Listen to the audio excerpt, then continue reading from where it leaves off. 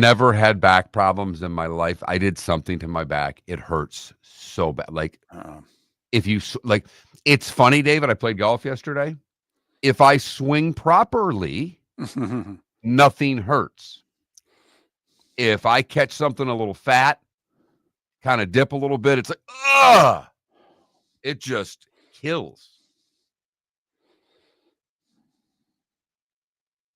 And I've never had like a back issue. Do you remember when it first hurt? Like, it's been about a week. I don't know if I've got to quit. Like I do squats a couple days a week, not a ton of weight, but I don't know if I can be picking up 45-pound dumbbells and throwing them around anymore. I don't know. But nothing hurts when I lift. Like when I'm doing any of my exercises, walking, it doesn't hurt then. I cough, it hurts. You know, you lean the wrong way. It's like, son of a. Any chance you could get a massage and maybe see if the therapist could feel the area? I was hoping to today because I had a closing scheduled for 11 and they dropped a bomb on me yesterday because they were being gifted a large sum of money for the down payment and the gift isn't there yet. They told me last night at 6:30, David. Oh. Yeah. Well. So I was on the phone with the other realtor all night last night. I got to try to work this out today. My whole plan was to close on this house and beg my massage therapist, who I haven't used in 3 years, but my wife still does, and say, Dama, can you get me in today? My back is in serious pain. So now you can just start begging earlier. Well, I can't do any begging because I don't know when I'm going to be on banks gotcha. and I'm going to be, my day is from hell today, unfortunately. So you're going to have a hurry up and wait day. All day long, yes, like going to the airport. And likely nothing will happen. Probably not. Right. Good.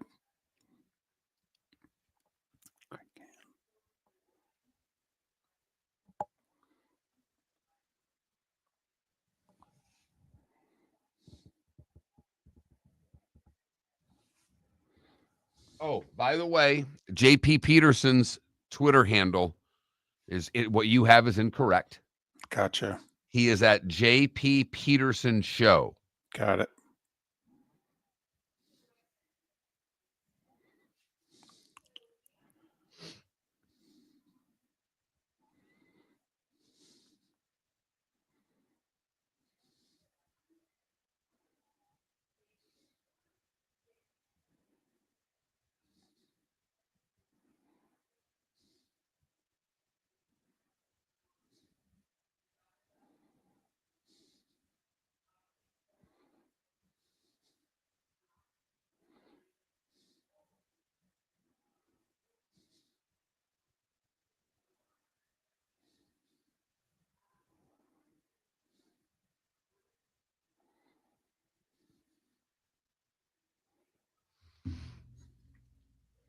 Now, here we go.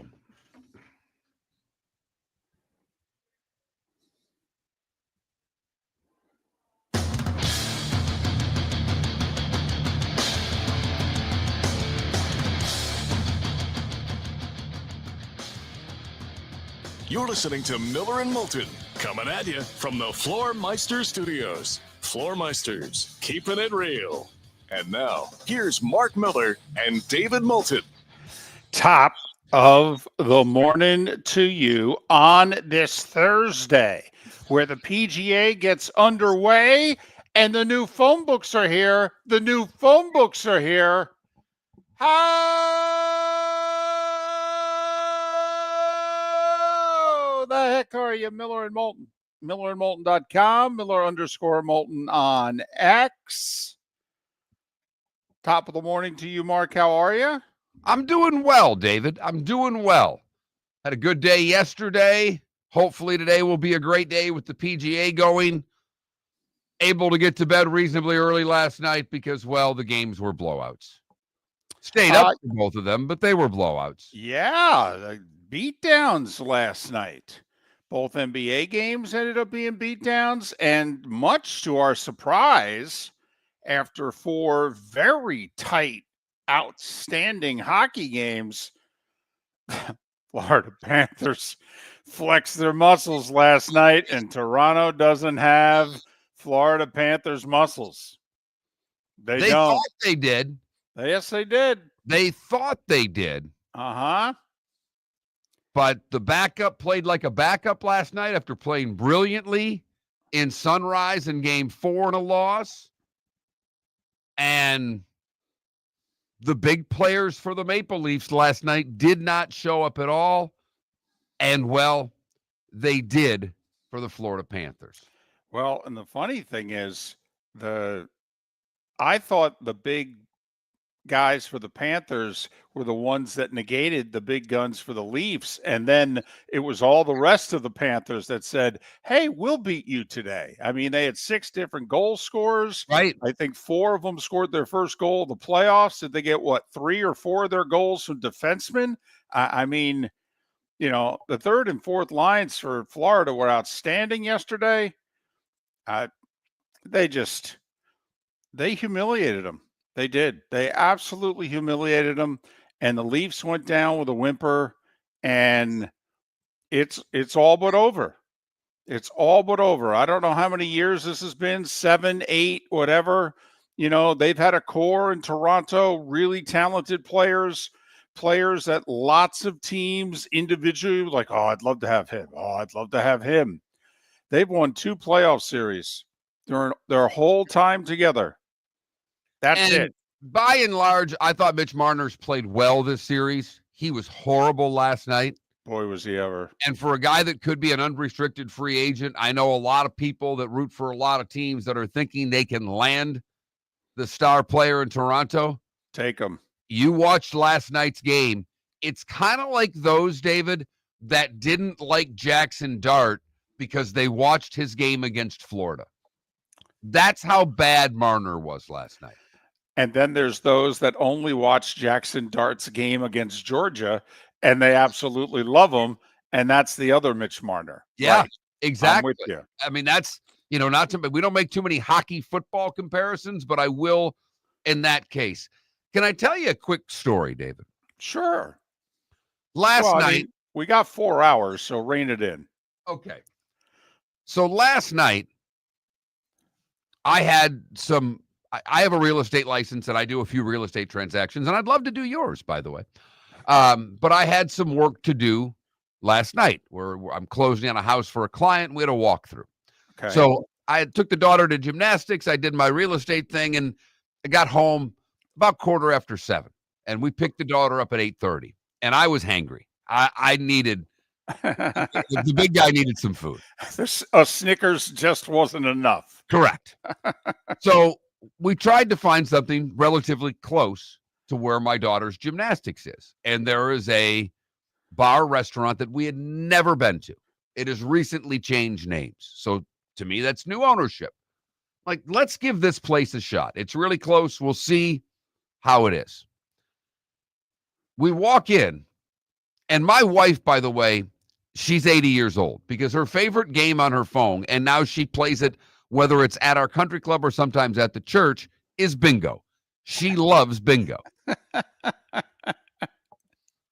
And we walk into this bar, and it's bingo night at this bar restaurant. Oh, my goodness. Not just bingo night being hosted by a drag queen.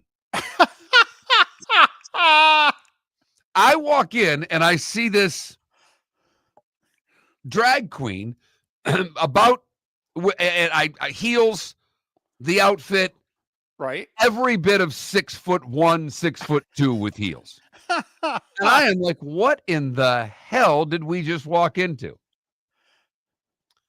And there were all kinds of people in there from all different age groups and all different backgrounds, if you will. Right.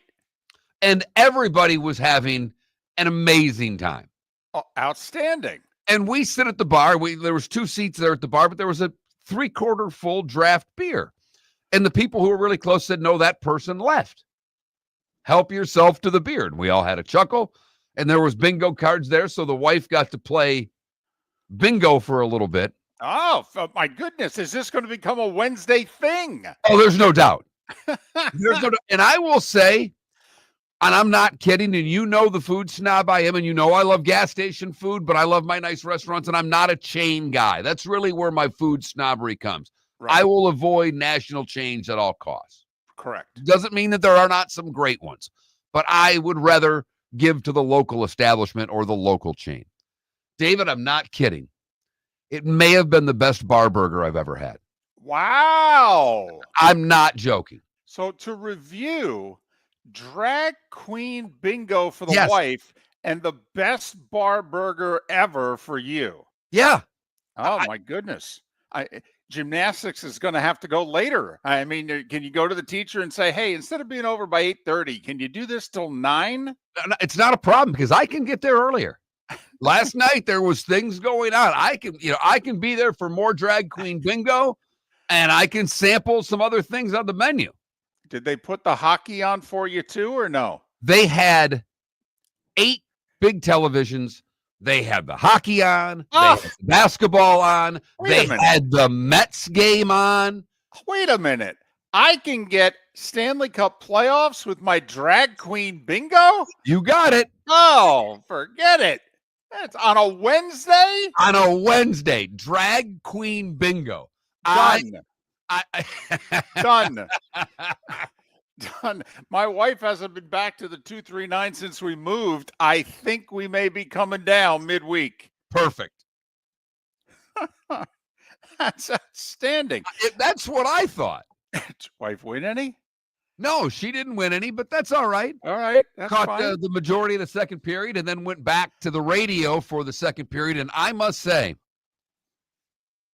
I don't know how the Toronto Maple Leafs, we all know their history and how poor they've been in the playoffs, but it's the most popular team in a country that loves hockey.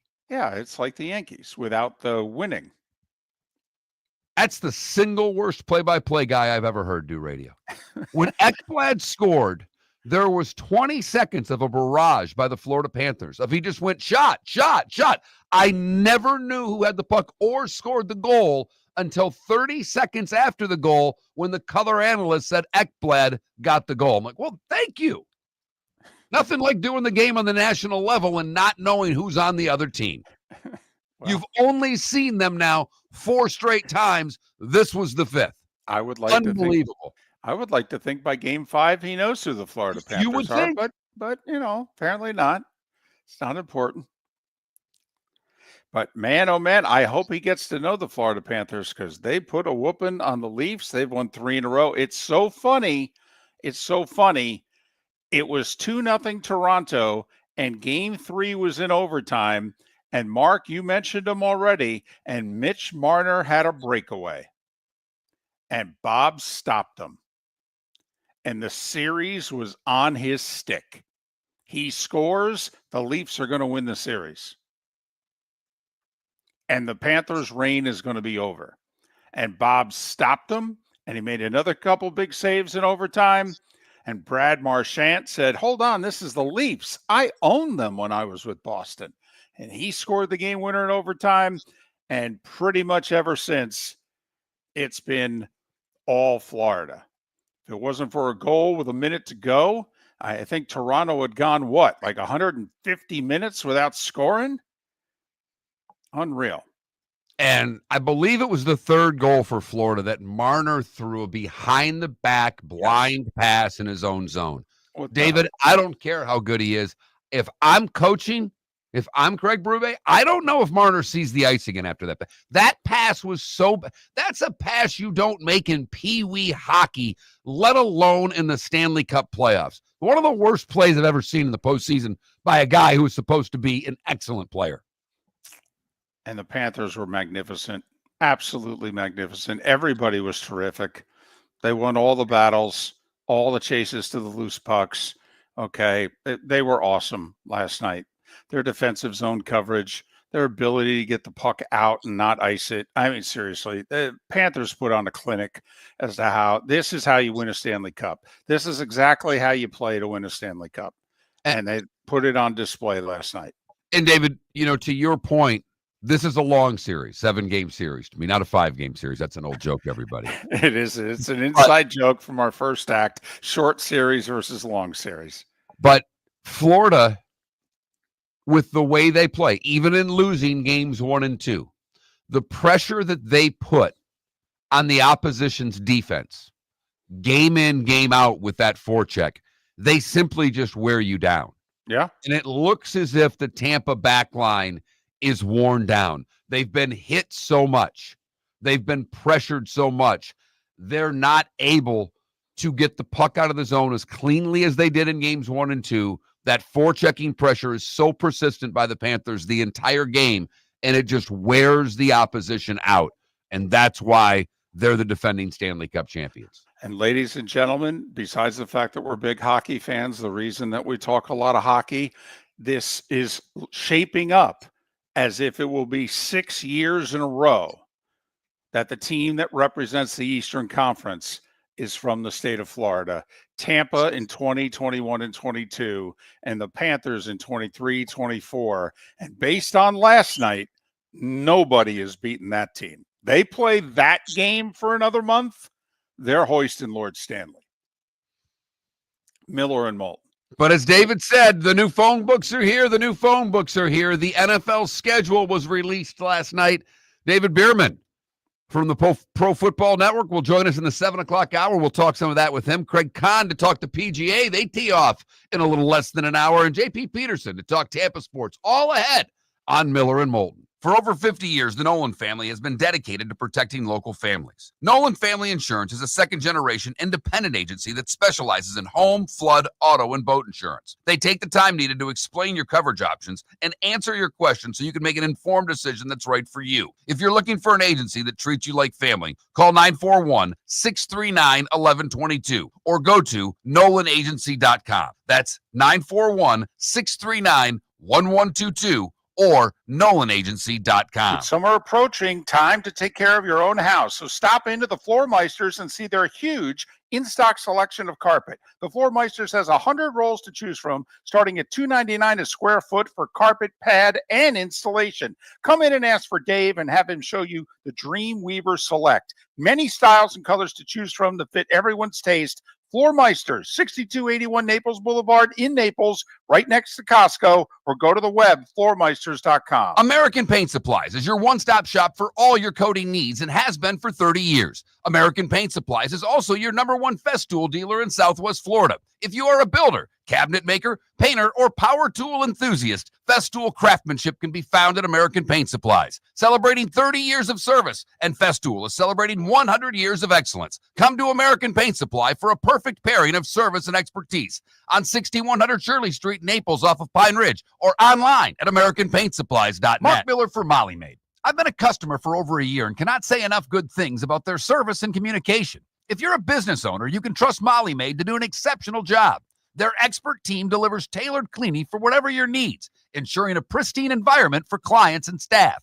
Visit mollymaid.com/FT-Myers or call 239-418-0052. Molly Maid makes my home shine, and it will make your home or business shine too. This is Miller and Moulton.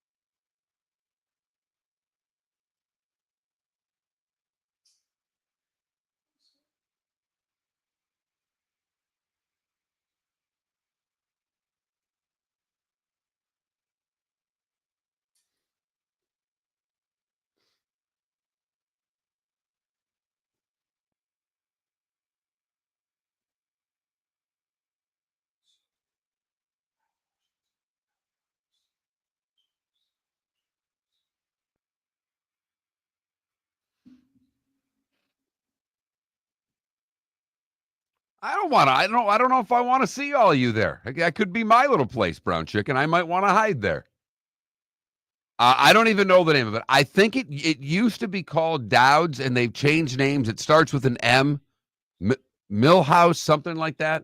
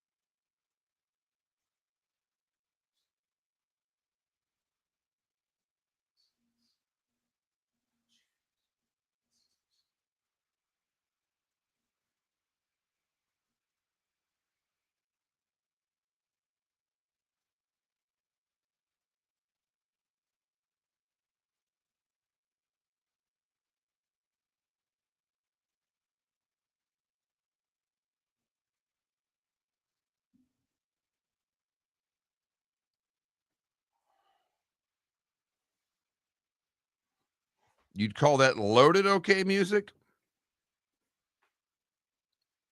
The Amazon Prime schedule is loaded.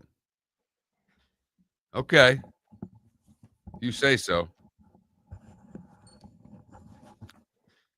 Are you being sarcastic or are you being serious? What about the loaded schedule? Yeah. That doesn't look that loaded to me.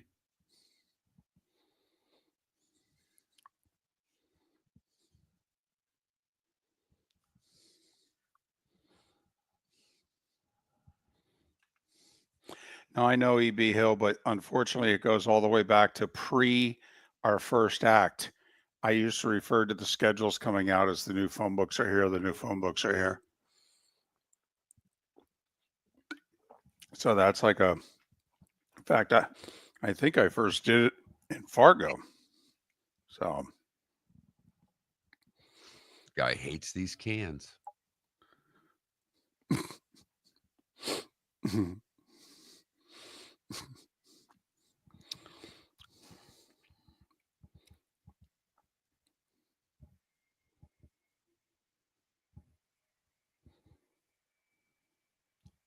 It better be for the money they're spending.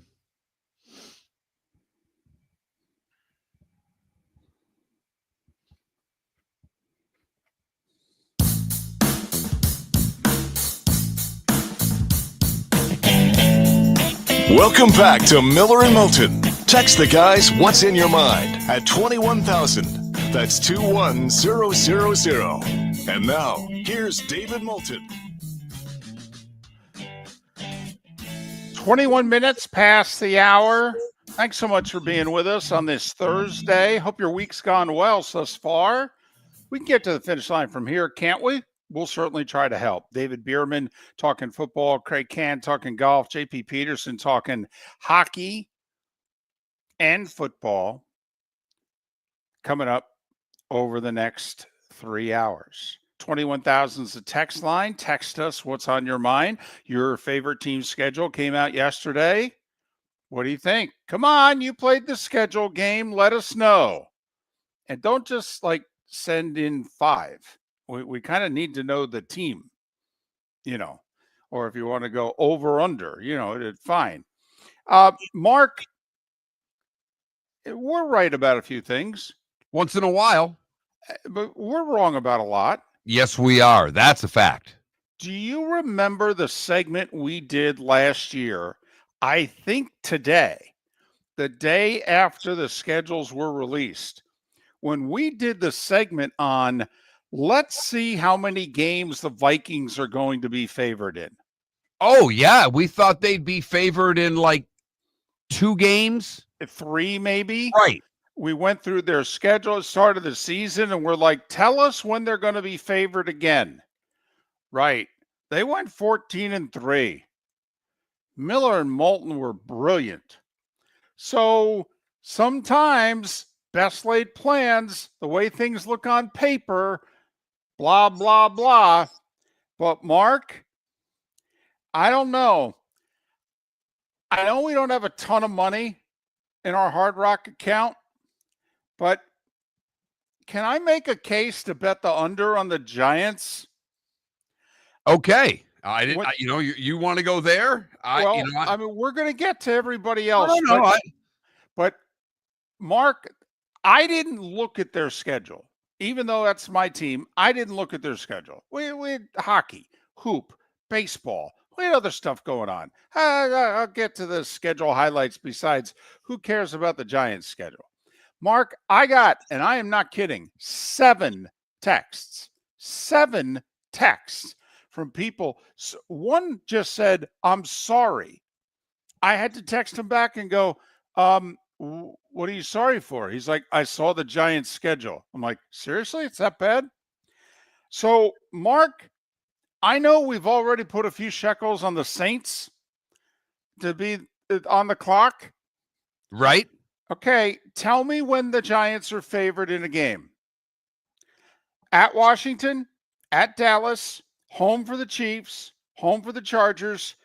Mark, I'm not kidding. One of the 5 biggest NFL games of the year, week 5, Giants at the Saints. I say it determines the number 1 pick of the draft. It very well could. It very well could. I mean, there's a chance that the Saints are so bad they could be favored on the road there. Well, the Saints are home. So yes, the Giants could be favored on the road. The Saints are so bad that they could possibly be favored in that game, David. Right. Russell Wilson could be like, -2 against Spencer Rattler. Right. Exactly. Okay. So let's just say they are. Tell me the next game they're favored in. Home for the Eagles. At Denver. At Philly. Home for the Niners. At the Bears. Home for the Packers. At Detroit. Home at New England. Maybe. I think the Patriots are I don't see. I think your defense. I think the Giants' defense is solid. Okay. They're going to be able to get after quarterbacks. Okay. But as far as being favorites in games, maybe 2. Okay. And then after that, they host Washington, they host the Vikings, they're at the Raiders, and they host the Cowboys. Their over-under's 5.5. Mark, on paper, you see 6 wins there? No. I mean, you got to get 6. You don't have to get 5. You got to get 6. Right? No, it's oh brutal. Boy. It's brutal. Yes, on paper, it's like, wow. I've been saying it for 2 months, and this came out and harder, and I knew who they were playing where, and it still looks harder on paper than I thought it was going to look. I'm not kidding. If I own the Giants, I'd give Dable a contract extension now. We're just donating this year to the cause. I mean, you can't look at your team and look at this schedule and think, oh, we're going to win a lot of games this year. And sure, obviously, I grew up rooting for this team. I hope I'm wrong. I hope a year from now we do this segment and go, wow, 2 years in a row. We had the Vikings winning 5 or less games, and we had the Giants winning 5 or less games. Look at us, morons. Whoo-wee. By winning percentage, it's the hardest schedule in the league. That Warren Sharp, the analytics guy, in which he does his hardest schedule based on the over-unders of the team you're playing. By his formula, it's the hardest schedule in the league. Oofda, to quote Vern Lundquist. So, listen, if we're going to place any schedule bets, I know we got like 5 shekels left. I think we should spend at least 3 of them on the under. It's done. I'm gonna have to re-up the account now. I have so many over/under bets in between college and pro football and baseball. I've literally made like 10 over/under bets, and I think our account's about depleted. So it's time to add some more money. Thank goodness we haven't been betting the splits and the double headers. Oh, my goodness. We'd be done. Done. We'd be done. There's only been like 2 splits. There's been like 6 sweeps.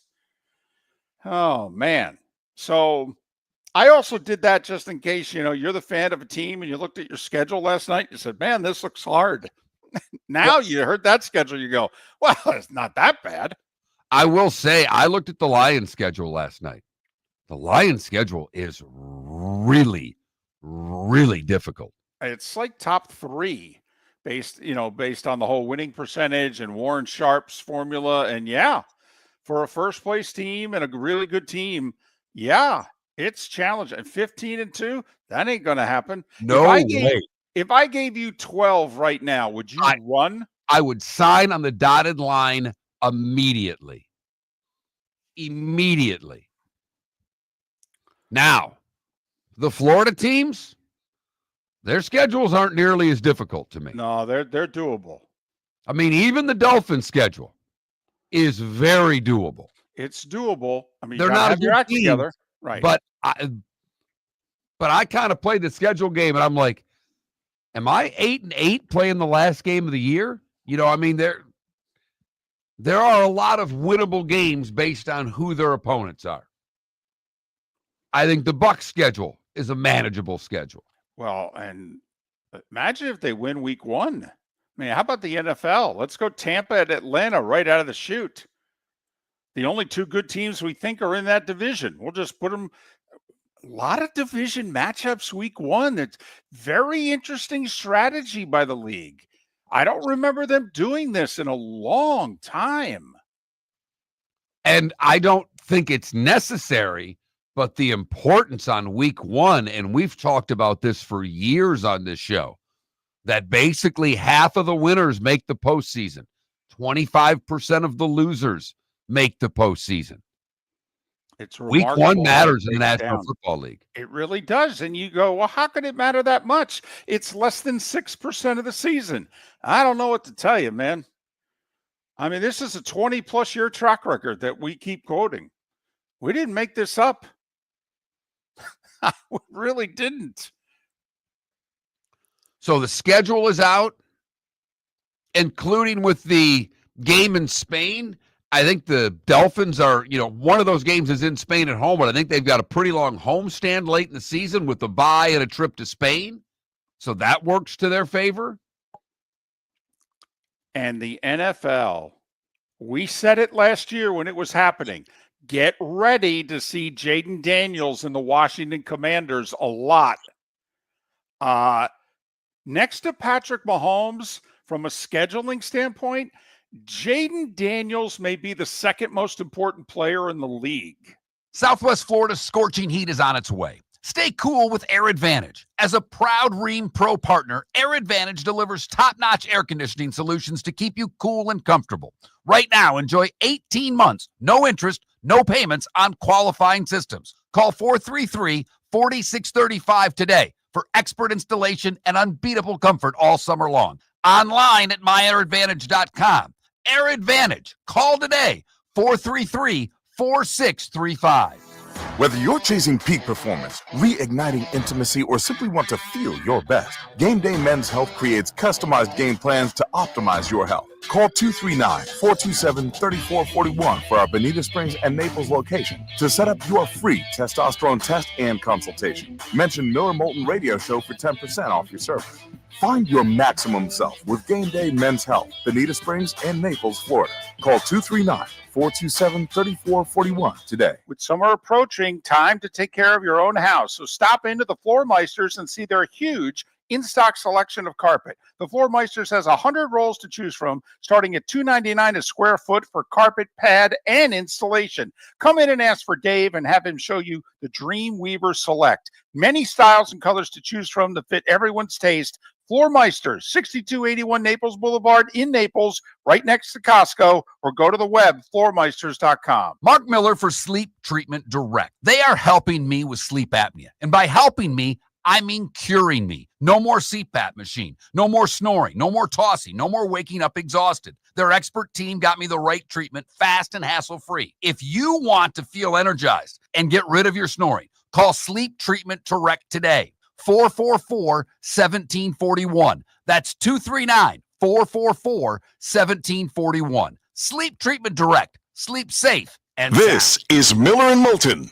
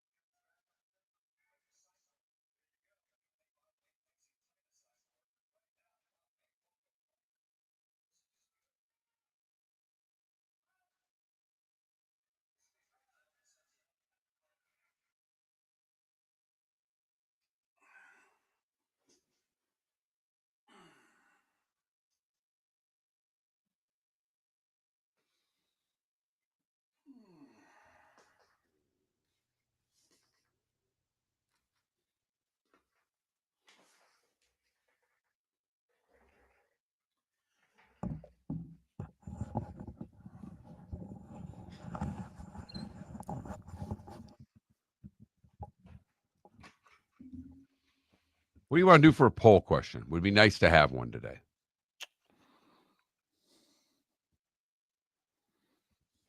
Do we want to do something with the schedule?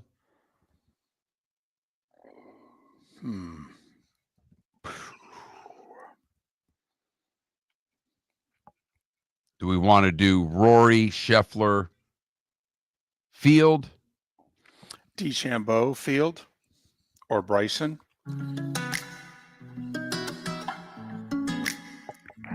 Welcome back to Miller and Moulton. Text the guys what's in your mind at 21,000. That's 21000. And now, here's David Moulton. 22 minutes until the top of the hour. David Bearman in an hour from Pro Football Network. Kraig Kann in our 8 a.m. Eastern hour to talk golf. JP Peterson in a couple hours.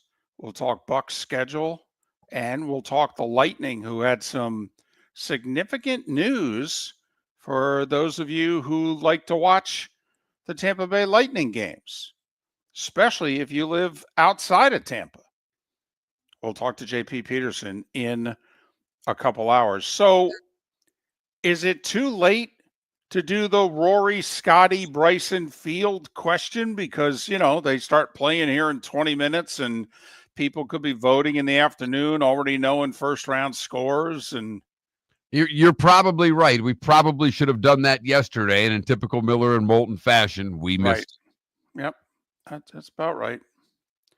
So, boy, it was an easy one too. I don't know what our problem was.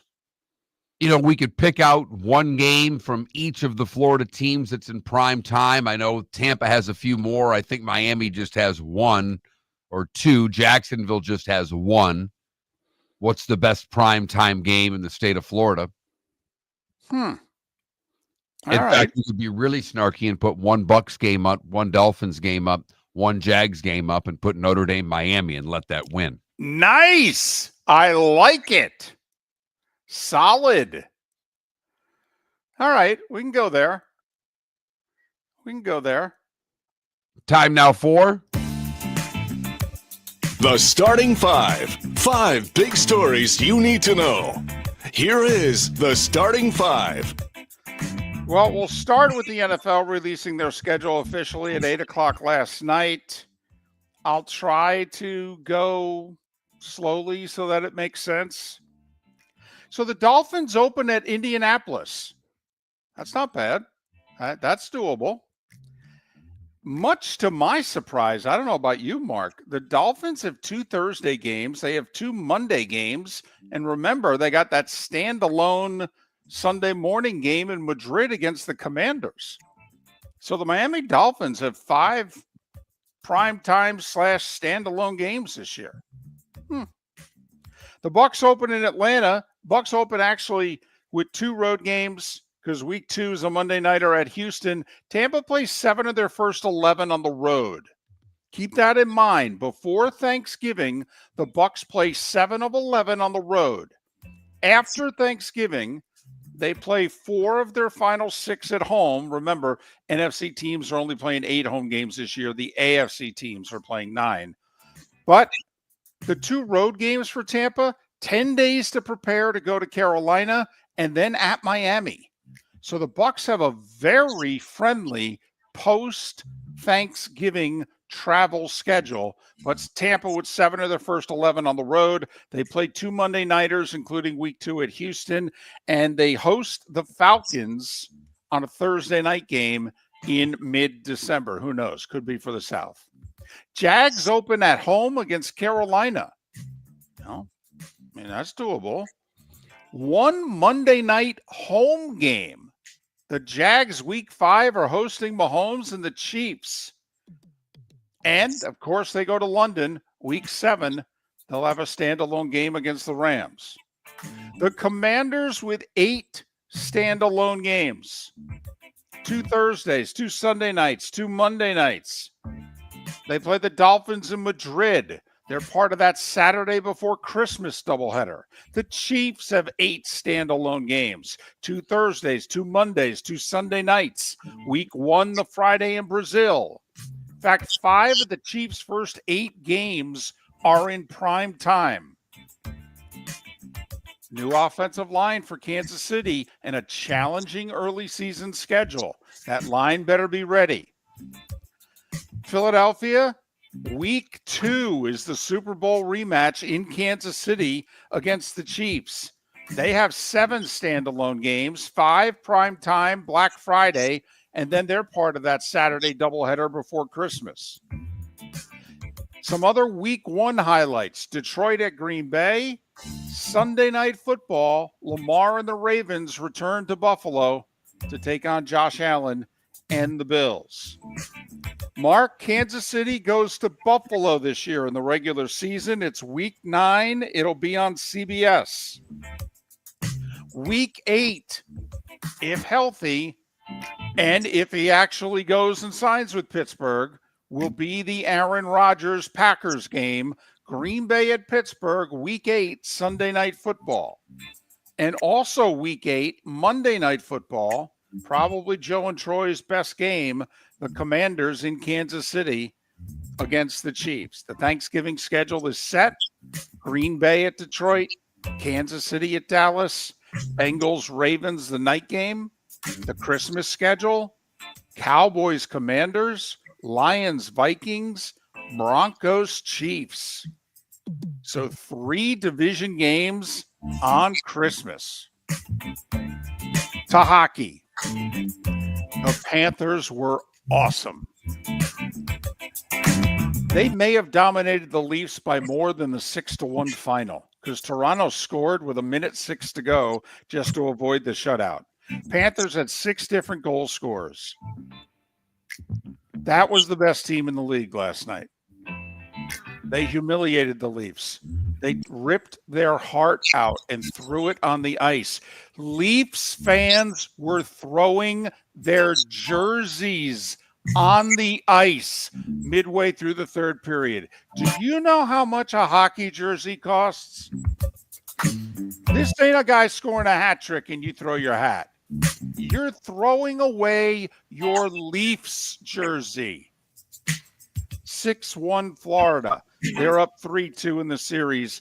They can wrap this sucker up and go to the Eastern Finals tomorrow night.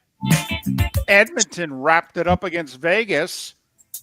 Stu Skinner with back-to-back shutouts? What in the wide world of sports is going on? I will say, we talked about it briefly, and if you followed hockey for any length of time, you knew Skinner was going to have to play again. Yep. Backups do not play throughout the playoffs, and Skinner was going to be called upon. It was a weird circumstance in which he was called upon, but he answered the bell, and he's been great. The backup won 6 in a row after they fell behind L.A. 2-0. They beat the Kings in 6, won the first 2 games in Vegas, and then he got hurt. And Skinner with back-to-back shutouts. Kapanen taps in the game winner 5 minutes into overtime. Edmonton eliminates Vegas 1-0. Oilers in 5. NBA. Oh, 2 other hockey notes. I like this. Okay, I know he used to play for him, and sometimes this doesn't work out, but I think he's a good coach, and he used to play for this team, and I think this team's about a year away from being good again. Rick Tocchet is the new Flyers head coach. And Vancouver, where Tocchet was, okay, they promoted his assistant, Barry Foote, to be head coach. Knicks didn't defend the three-point line against the Celtics. That was a big mistake because Boston hit 22 of them. In fact, Derek White hit 7 by himself and scored 34 points. Boston blew out the Knicks 127-102. Knicks are going to have to get it done at Madison Square tomorrow night. Minnesota, they were up 21 going to the fourth. They coasted in the fourth quarter. Julius Randle's been tremendous in the Lakers series, now in the Golden State series. He had 29. For the second year in a row, the Minnesota Timberwolves are in the Western Conference Finals. They beat Golden State in 5. The final last night was 121-110. Baseball. A 3-run 6 was the difference for the Jays. Kirk, the catcher, with a 2-run homer in the 6th. Jays 3-1 over the Rays. Aaron Judge, his 15th homer of the season. It broke a 2-2 tie in the 8th. Yankees beat the Mariners 3-2.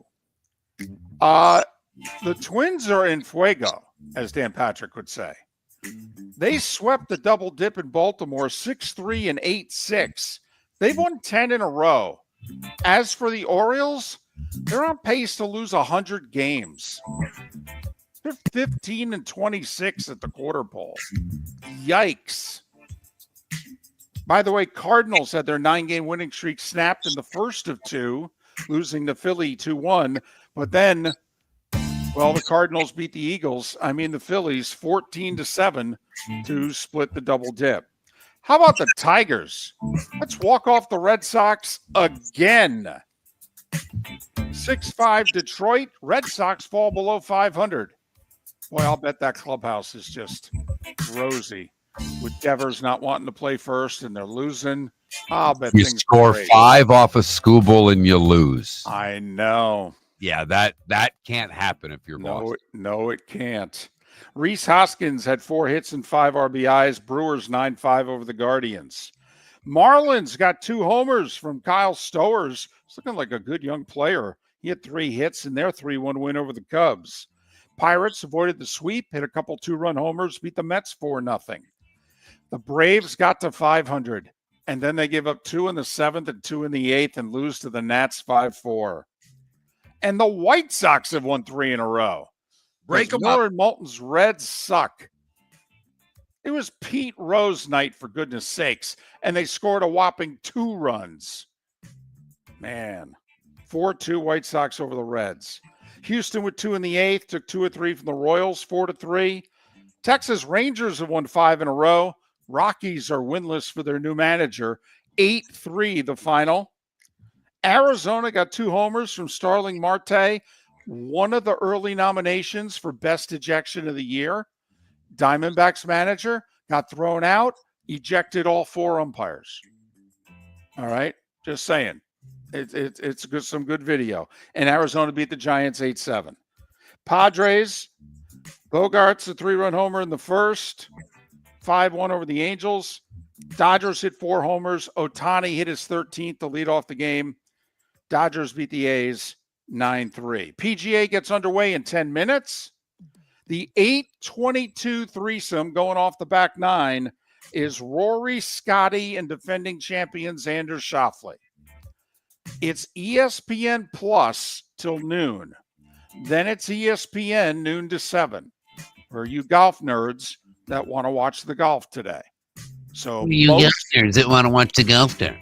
Well, come on now. I mean, if you're watching golf at 8:30 in the morning on a Thursday, and I say that affectionately because I'm going to put it on at 10 o'clock. I know you're going to put it on at 8:30 during the show and, maybe talking to myself for the last hour and a half because you and morning golf, I mean, I lose. It's major. I know. I'm just saying.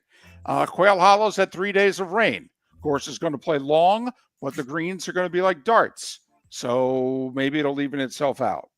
And finally, I mentioned this earlier. So the Tampa Bay Lightning joined the Panthers, who did it last year, and Las Vegas and Utah, who also did it last year, in moving off of the Bally's FanDuel regional channel. The Lightning signed with the Scripps station in the Tampa market, which is actually based out of Bradenton. It's channel 66. And so you're going to have to watch Lightning games in Tampa St. Pete on local TV. If you don't live in the market, the games are going to be available streaming on the Lightning's app. So the Lightning become the 4th NHL team to move off of the regional cable and go local TV and then streaming on an app for those of you that are not local. Thought I'd let you know. 8 minutes before the hour. That was the starting 5. 5 big stories, and you may need to download the Lightning's app here on Miller and Moulton. I'd be curious of what the range is that they say is local. I mean, am I going to be local or am I out of the local range? I think you're out of the local range, although there is a Scripps station in Southwest Florida, but they carry the Panthers. So they would have to do a deal. Could they also do a deal with the Lightning? But obviously they have to choose which team has priority when they play on the same night. Well, they don't ever show them on the actual station. They've dumped them to like a DTV or something. correct. Gotcha. So, but my understanding is it's channel 66 based out of Bradenton. It serves Tampa St. Pete over the air because I guess it also airs Ion programming. You know, my Blue Bloods. Yeah, it's big. Yeah, right. And so anyway, just want to let folks know we talk about this. I'm trying to stay modern, Mark. Trying to stay with the times. Get that HD TV antenna. You're going to need it to watch hockey. Miller and Moulton, the schedule's out. The PGA is about to begin, and there's hockey and hoops to talk about. For over 50 years, the Nolan family has been dedicated to protecting local families. Nolan Family Insurance is a second-generation independent agency that specializes in home, flood, auto, and boat insurance. They take the time needed to explain your coverage options and answer your questions so you can make an informed decision that's right for you. If you're looking for an agency that treats you like family, call 941-639-1122 or go to nolanagency.com. That's 941-639-1122 or nolanagency.com. With summer approaching, time to take care of your own house. So stop into the Floor Meisters and see their huge in-stock selection of carpet. The Floor Meisters has 100 rolls to choose from, starting at $2.99 a square foot for carpet, pad, and installation. Come in and ask for Dave and have him show you the Dream Weaver Select. Many styles and colors to choose from to fit everyone's taste. Floor Meisters, 6281 Naples Boulevard in Naples, right next to Costco, or go to the web, floormeisters.com. Honey, you want to come out? I haven't seen you since Glass Doctor installed our custom shower enclosure. No thanks. Well, you can't keep eating breakfast in the shower, and laminating your magazines is getting expensive. You remember we have guests coming over tonight, right? Oh, I'm sure they'd love to see the shower. It's our neighbors, and I highly doubt they want to be hanging out in our bathroom. The shower's so good, you'll never want to leave. Visit glassdoctor.com today and schedule an appointment online. American Paint Supplies is your one-stop shop for all your coating needs and has been for 30 years. American Paint Supplies is also your #1 Festool dealer in Southwest Florida. If you are a builder, cabinet maker, painter, or power tool enthusiast, Festool craftsmanship can be found at American Paint Supplies. Celebrating 30 years of service, and Festool is celebrating 100 years of excellence. Come to American Paint Supply for a perfect pairing of service and expertise on 6100 Shirley Street, Naples, off of Pine Ridge, or online at AmericanPaintSupplies.net. We've got a text message for Dr. Dollar. I feel tired, sluggish, and just not myself. I'm gaining weight, my energy is low, and I've lost my drive. Could it be low testosterone? Absolutely. Testosterone naturally declines over time, but you don't have to accept it. Low T can affect your energy, strength, mood, and focus. But here's the good news. Testosterone replacement therapy, TRT, can help restore your vitality and get you back to feeling your best. Imagine waking up strong, sharp, and energized, ready to take on the day like you used to. At Revitalize Clinic, we specialize in physician-guided, American-made TRT designed just for you. Take control of your health today. Call Revitalize Clinic at 239-277-5770. Visit revitalizelounge.com or text Dr. Dollar directly at 239-980-2302. Feel like yourself again. Testosterone replacement therapy, because your best years aren't behind you, they're just getting started. Text Dr. Dollar now at 239-980-2302. This is Miller and Moulton.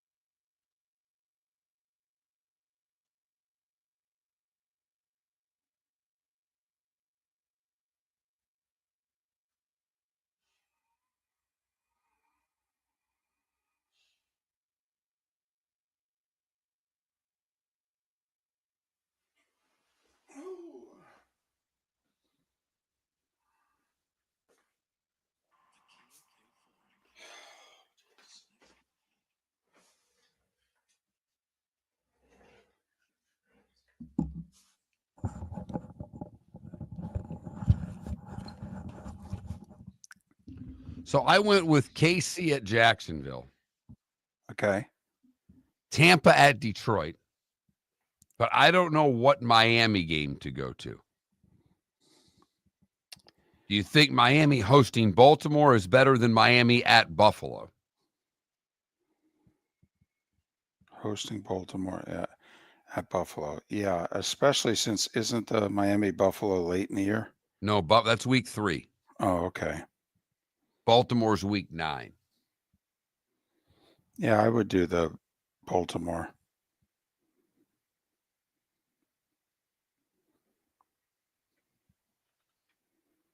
Because they play the Bills twice every year. They don't.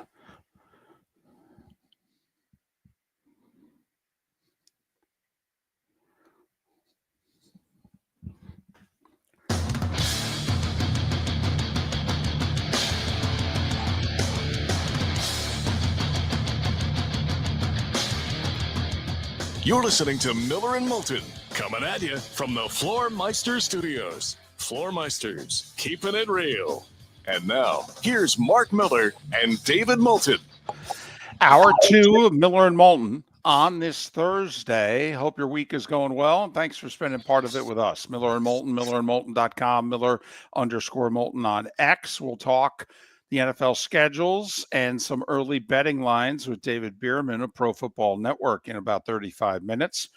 Kraig Kann will join us in an hour to talk the PGA Championship, and JP Peterson in about 90 minutes time to talk Tampa Bay Bucks schedule, Tampa Bay Lightning's new broadcast deal.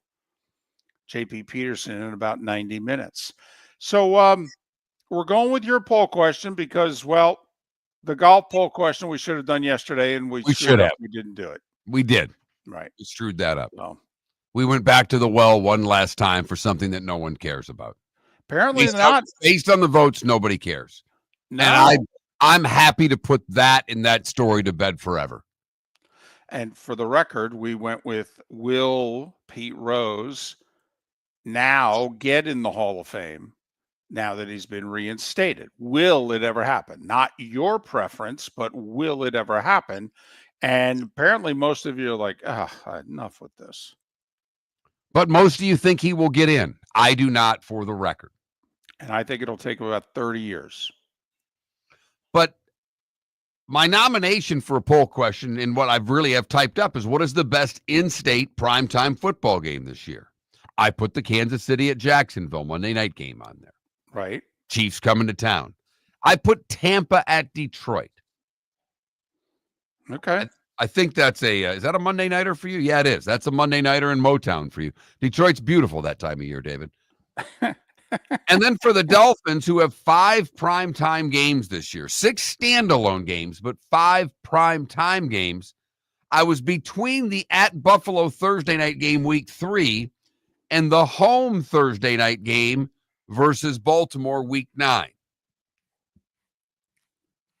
I'll lean Baltimore. Well, I would do so also just because they play the Bills twice a year. And by now, if you're a Dolph fan, you've seen Josh Allen beat you. What's he like, 14-2 or something like that? Or that's what the head coach is against you, and he's 12-2, something like that. So, yeah, you've seen that. But, get a chance, be on the same field as Lamar, and he comes to you, and it's in prime time. I'd go with that one. So Ravens, Dolphins, and then finally Notre Dame at Miami.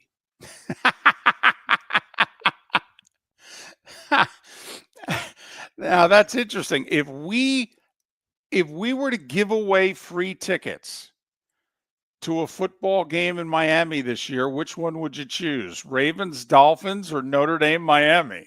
And I know not all these games are technically in-state because they're played out of state, but in-state teams I probably should have had. Right. But neither here nor there. The other question that we could have asked that I thought of during the break, but I didn't discuss with you, I thought I'd just save it and let it fly on air. Okay. Was an article that I was reading early this morning when I got up that asked a very simple question. Is the ESPN standalone package the end of cable TV as we know it? Is it the death nail of cable? And I would ask the question to our audience this way. Now that ESPN has a standalone package that you can purchase, are you more likely to cut the cord to go with ESPN? I am very curious. Like you, David, you're a tough example because you travel so much on the weekends. Correct. But if you were not traveling, if you were just if this show was your primary job, I guess it is your primary job. You spend the most time with it. But if it were your only job, okay, would you be closer to dumping cable? And you have a lot of factors that go into that. Your mother-in-law is at your house. Your wife's there. They watch certain shows. They have no interest really in sports. So you're making the decision not just for you, sports fan, you're making it for your household. We cut the cord a while ago. I'm very much thinking about severing ties. And I probably won't sever ties with YouTube TV because it's got the NFL package. That's why I cut the cord, ultimately. But I've got to tell you, you could watch, I can watch the Dolphins and Bucks with an HD antenna over the air. I've got Amazon Prime. I get the ESPN app. I can watch a lot of football without having to watch every game on the Sunday Ticket, if you know what I mean. Mm-hmm. And economically, it would be a savings. How would it affect your Saturdays if you ditched what you had now and went to a plan B? Because you love your Saturdays. I don't think it would affect it at all. Okay, well, that's why I mean, I would be able to watch the games on Fox with an HD antenna. Fox and ABC and CBS. Okay. I mean, there's a lot of games on ESPN and their family and networks. I would be buying the ESPN package. Okay. And I would be dumping YouTube TV for the $30 a month for the ESPN package. Okay. If you want to watch live sports, you can't get around not having ESPN. You just can't. There's too much there, too much content. Who cares about the stuff during the day? I'm talking about live sports. What I thought was interesting, I think the announcement was on the same day. Like, when I wasn't a part of Monday Night Football, for 4 years, I worked games on Thursday, Saturday, and Sunday. Well, first off, I'd get home Monday dinner time, and I'd be worn out, and I'd be footballed out. So unless really the Giants were playing on Monday Night Football, I didn't watch a lot of Monday Night Football. And I'm curious, now the ratings have been up the last few years, how many people by Monday night are footballed out?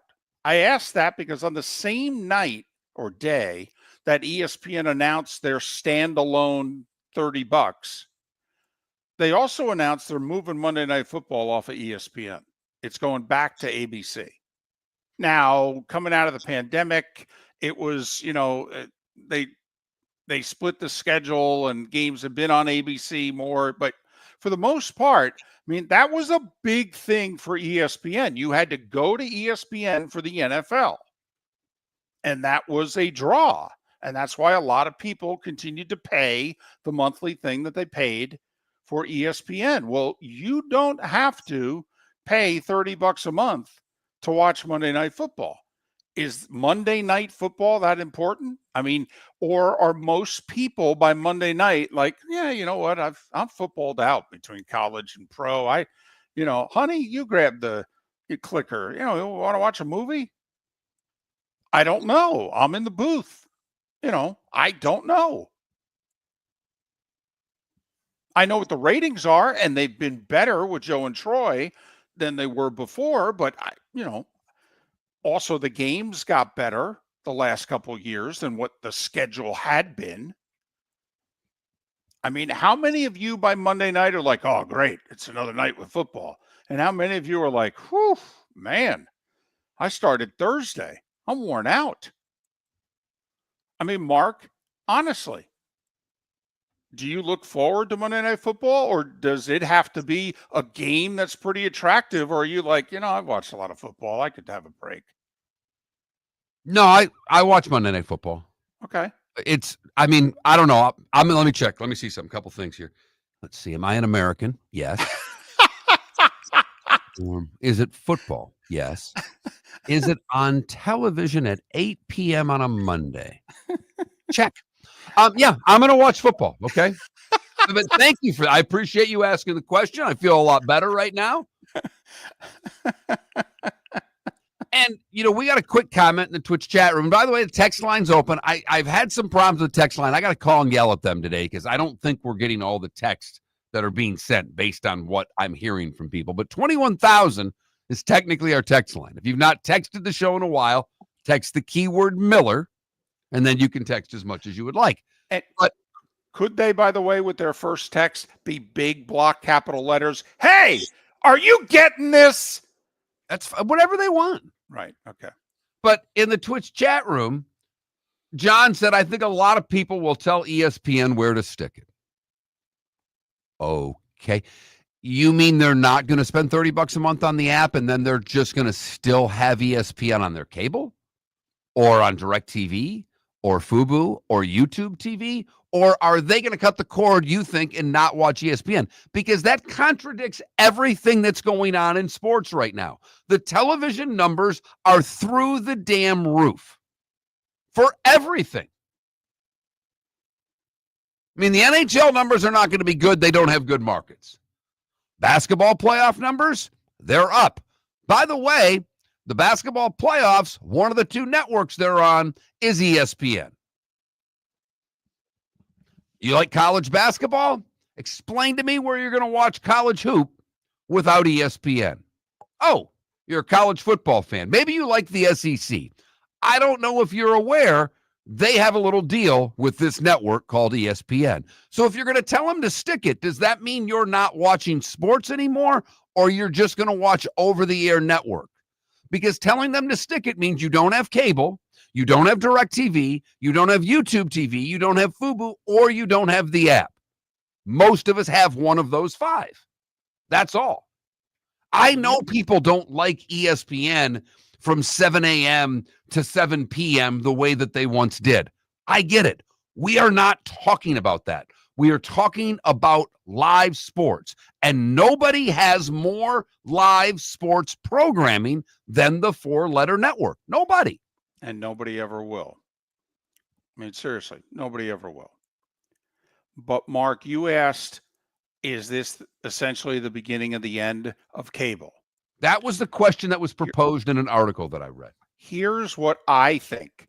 If your major source of TV viewing is sports, which mine is, what will get me to leave cable, and I had satellite for a long time, and for a couple of reasons had to move to cable. And I have cable now in Jacksonville.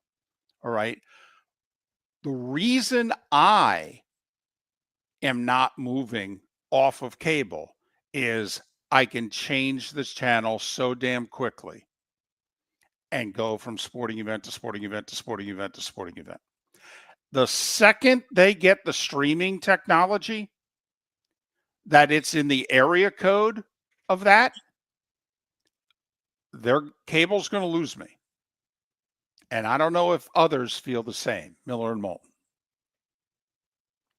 Basketball's heating up the hardwood. What a great time to stop in at the Floor Meisters and look at their hardwood. A large selection to choose from, including Mirage hardwood flooring. Floor Meisters has a look and style you want. Mirage wood is grown and made in Canada from the finest quality wood flooring you'll find. And while you're in, ask to see the Petite Enfant collection. 5 custom colors made only for the Floor Meisters. So good it has a 35-year warranty. Floor Meisters, 6281 Naples Boulevard, next to Costco, or Floor Meisters floormeisters.com. American Paint Supplies, celebrating 30 years in Naples, is proud to be the exclusive Farrow & Ball dealer in Southwest Florida. The best thing to come from the UK since the Beatles, Farrow & Ball has the colors and paints at American Paint Supplies. See why all the designers and painters choose Farrow & Ball. For 30 years, American Paint Supplies provides the perfect pairing of service and expertise on 6100 Shirley Street in Naples off of Pine Ridge or online at AmericanPaintSupplies.net. American Paint Supplies is your one-stop shop for all your coating needs.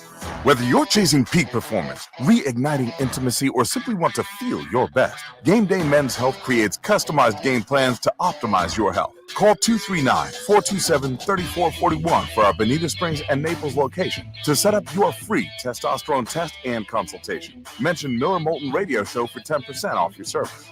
Find your maximum self with Game Day Men's Health, Bonita Springs and Naples, Florida. Call 239-427-3441 today. Mark Miller for Molly Maid. I've been a customer for over a year and cannot say enough good things about their service and communication. If you're a business owner, you can trust Molly Maid to do an exceptional job. Their expert team delivers tailored cleaning for whatever your needs, ensuring a pristine environment for clients and staff. Visit mollymaid.com/FT-Myers or call 239-418-0052. Molly Maid makes my home shine, and it will make your home or business shine too. This is Miller and Moulton.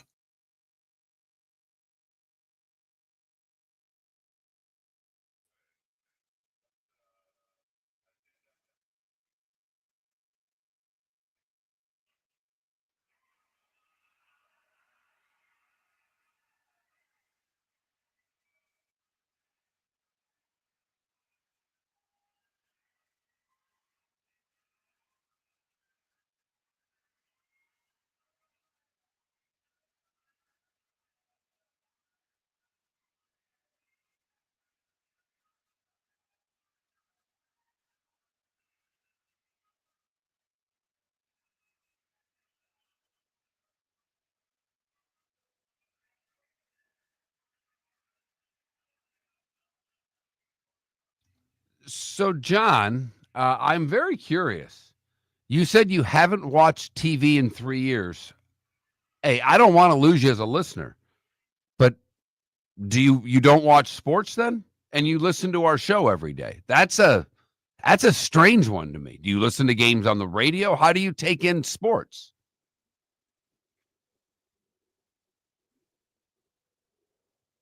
I can get all of those on Max Ambient.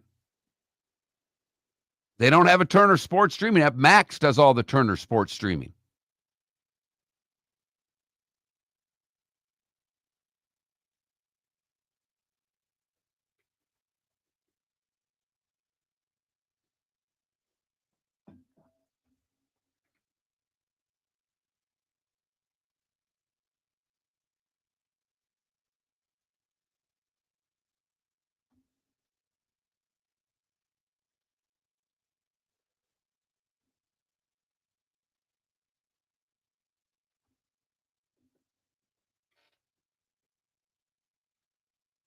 All right.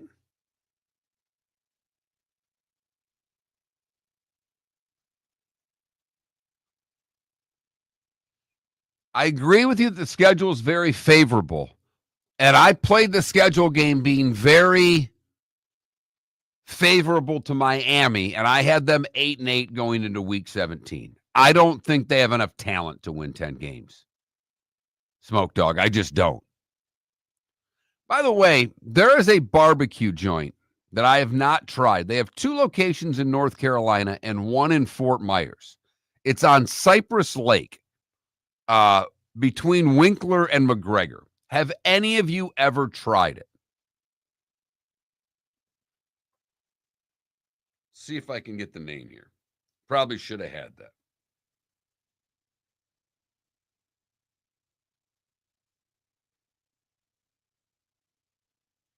Big Nick's Barbecue.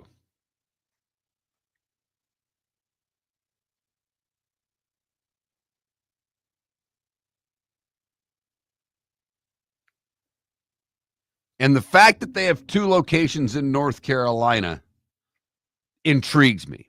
Now it's Western North Carolina, so it's going to be barbecue sauce. It's not going to be the mop sauce, which I prefer, the vinegar based. Yeah, Big Nick's. Has anybody tried it? I'm curious.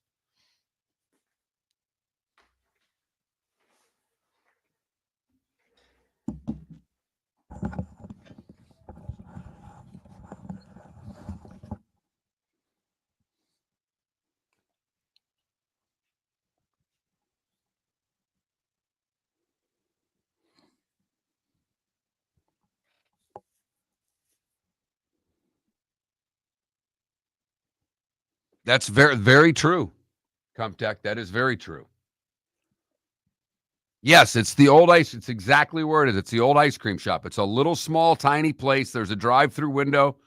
And again, I looked them up online. They've got 2 locations in North Carolina. So I'm like, all right. I mean, you're selling barbecue in North Carolina. You should be legit.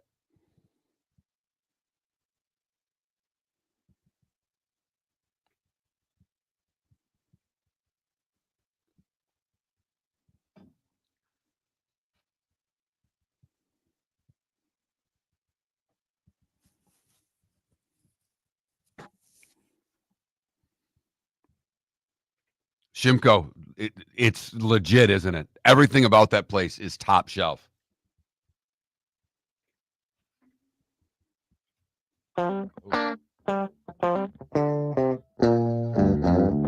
You're listening to Miller and Moulton. And now, here's Mark Miller and David Moulton. 21 minutes past the hour. David Bearman to join us in a little more than 15 minutes time. Miller and Moulton, millerandmoulton.com, Miller_Moulton on X. So the PGA is underway, started 20 minutes ago. Is it raining? Do we know? Hoping by now, right? It's going to start drying out a little bit. I guess the weekend's supposed to be good. Thursday and Friday could be occasional shower, but weekend should be good. Hope so. I mean, golf's in a great spot right now. People very excited for this tournament. The top players are playing well coming in. So I hope weather is not a factor in the tournament. It's at a course that most everybody likes, except for Hunter Mahan. So, let's go. So not too far from where I am in Amelia Island, the ACC has annual spring meetings in which football and basketball coaches fly in and they do their, media thing, and then they leave. I believe the meetings are over. I believe they ended yesterday. They might end today. And that's where Belichick, gave his interviews on Tuesday. So, Mark, a big topic of conversation is the future of the college football playoff. And apparently, there is a real divide, and it's deepening between the SEC/Big Ten and the ACC/Big 12. Ross Dellinger for Yahoo wrote a story about it. And of course, it's tough to get people to put their name to the story right now, but they had no problem anonymously with the ACC giving quotes for the story. But he started his story, Mark, by quoting a Pennsylvania congressman who earlier this week took to social media and said, quote, "The next time the Big Ten or SEC wants to meet with us about NIL, they need to be prepared to first explain to me how they justify trying to rig the college football playoff. Hashtag greed." Remember, they've been spending a lot of time on Congress. They're trying to, get this deal and, maybe get some congressional cover and all that. Well, as we've seen, some politicians are sports fans and some actually know what they're talking about. So, Mark, it is the highest stakes game of poker that I think will be played in college athletics for the next 25 years. If you're the ACC and the Big 12, can you hold firm and look at the Big 10 and the SEC and go, we ain't going to sign off on you guys getting 4 and us only getting 2? And we know that, a group of 5 gets 1, 4, 4, 2, 2, 1. That's 13. We know you want to go to 16. There's 3 wild cards. Yes, we could both get more than our 2, but no. Apparently the Big 12 and the ACC, Mark, are playing poker right now, and they're looking Petiti and Sankey dead in the eyes and going, well, we want 3. Or we ain't going to agree. And this has to be unanimous for you to get what you want. So just so you know, you want our votes. We both get 3 spots in the playoff. And then there's literally 1 spot available for Notre Dame. And if they're not eligible, somebody else.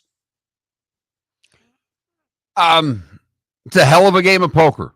Yes, it that is. The Big 12 and the ACC are playing with this right now. And I think it's a deadly game of poker for both of these conferences. Because let's just say we go to 16 Mm-hmm. and it's basically as is, where conference champions go, and that's it. And everything else is at large. So we've got the 4 power conferences, the group of 5, and there would be 11 bids left. On an annual basis, David, out of those 11, how many do you think would be Big 10 and SEC every year? In fact, let's just for sake of argument say there's only 10, because we think Notre Dame most years is going to get a spot. Right. So there's 10 at-large bids left. Notre Dame's in, group of 5's in, 4 conference champions are in. Mm-hmm. Out of the 10 remaining spots, how many do you think would be Big 10 and SEC if they were all at large? Guaranteed 6. Most years I would bet on at least 7. Last year, for what it's worth, based on the final college football playoff rankings, the Big 12 would have only gotten Arizona State. Bingo. Now, the ACC would have gotten 3. They would have. Because Miami would have made it. Right. But that's then, 4. That's 2 and 2. I mean. Right. Do the math. Then Boise and Notre Dame, that's 6. And so who would have gotten the other 10? Now, there would have been, I think, 7 SEC teams, if my math's correct. Or maybe 6. Okay, because it would have been what? 6, 4, 3. That's 13. And then Notre Dame group of 5 and ACC. Okay, so it would have been 6, 4, 3, 1, 1, 1 if we had a 16-team playoff last year. And obviously, that's what Petiti and Sankey are saying. They're saying, listen, take your 2, okay, and what they're looking at the ACC this year saying is, listen, Miami would have been a 3rd. Okay, you would have had 3. All right, and they would and looked at the Big 12 and said, you know what? Maybe the voting would have been different, because I think the Big 12 was lined up like the first 3 teams out, I think, were Big 12 teams. BYU and Colorado, and 3 of the next 4 were Big 12 teams. So the Big 12 was just on the outside looking in. But the fact of the matter is, if it doesn't work out well in a particular year for the ACC and the Big 12, if they go status quo jumping from 12 to 16, there could be years, and there will be years, that the ACC or the Big 12 would end up with 1 team. Absolutely. And by getting 2 teams, you get a bigger slice of the pie as far as getting money. And really, if you're the Big 12 and the ACC, financially right now, you can't keep up with the Big 10. You can't keep up with the SEC. And if you keep doing it this way, you're not even close to where your ACC partner is in Notre Dame. They're well ahead of you money-wise. You need to make sure you get as many teams in as possible, and 3's unrealistic to me. If I'm Petiti and Sankey, I'll say fine. You don't want to do it? We'll go to 16 status quo. 4 conference champs, group of 5 champ, and everything else at large. Let the chips fall where they may. You guys want to play that game? I'll play it with you for a couple of years. Well, that's the one game that they can play. And obviously, we all know what the nuclear option is. That Petiti and Sankey look at one another and go, let's just take our damn ball and go home. And call Notre Dame and call a few of the – is there anybody in the ACC and the Big 12 we absolutely need and want? Call Miami, call Florida State, call Clemson. Is there anybody in the Big 12 that we absolutely positively can't live without going forward? When we move forward with 40 to 48 teams, okay, because what do you got, 16 in the SEC and how many, 18 in the Big 10, something like that? Right. So you throw Notre Dame in, that's 35. Is it 20 in the Big 10 now? Is it 20 now in the Big 10?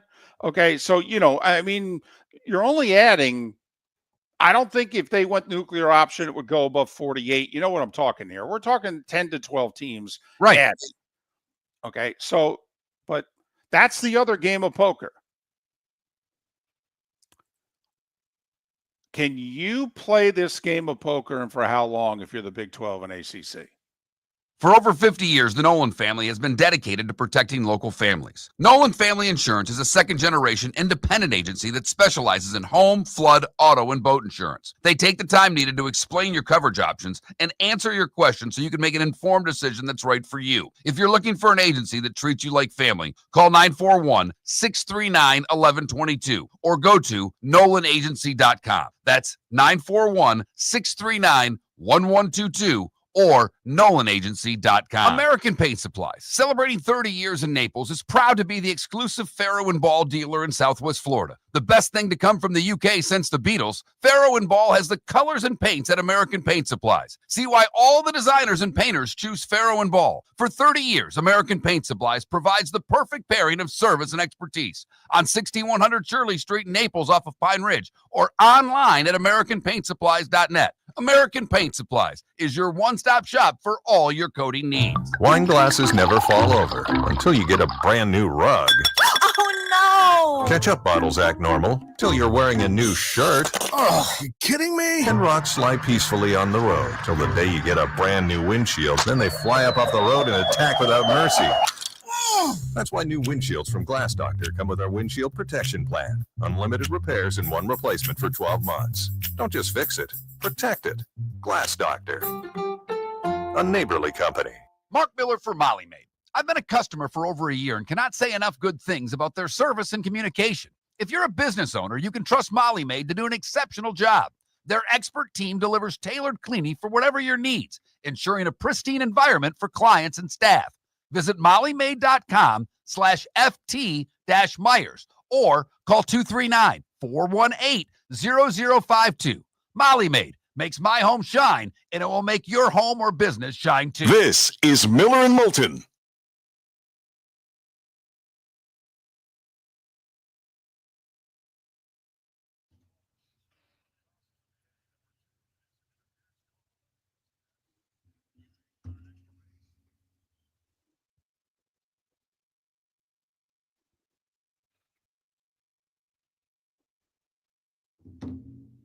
That would go as a solid ejection. The Arizona ejection there, the manager. Yeah, oh, wasn't that good? That's solid. Yeah. In 2025, that's solid. I told a Yankee fan yesterday, I said, I got to admit, I'm really starting to like Aaron Boone. He goes, what? I go, I don't know that he's a great manager. I go, but nobody throws the tantrum better than him. I go, and when he decides he's getting ejected by the home plate umpire, he lets it rip. He doesn't hold back. I got to admit, I kind of like it. I don't have a lot of it anymore.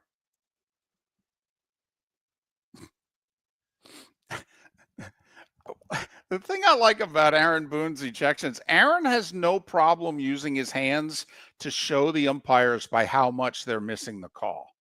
which is like the thing that honks an umpire off more than any other, is when you go like this.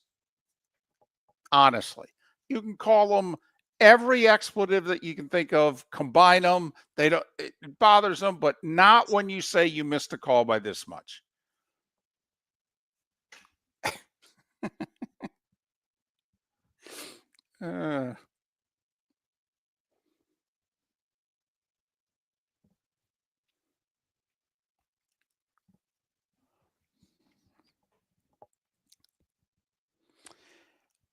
So we skipped what we were supposed to do there. Can we do it at 8:21 instead? We're going to have to. Okay. And yes, we did. By the way, and I was going to come back and say it, but you got on a topic pretty quickly. I will say, with both the Fire Stick and my PlayStation, and I don't like the PlayStation streaming nearly as much as the Amazon Fire Stick, I can go from channel to channel really easily. Now, I can't go from 3 channels. You know, I can't rotate 3 games, if you will. But I can go from game A to game B with 1 click. They allow you to go back and forth to the last channel, if you will, very easily.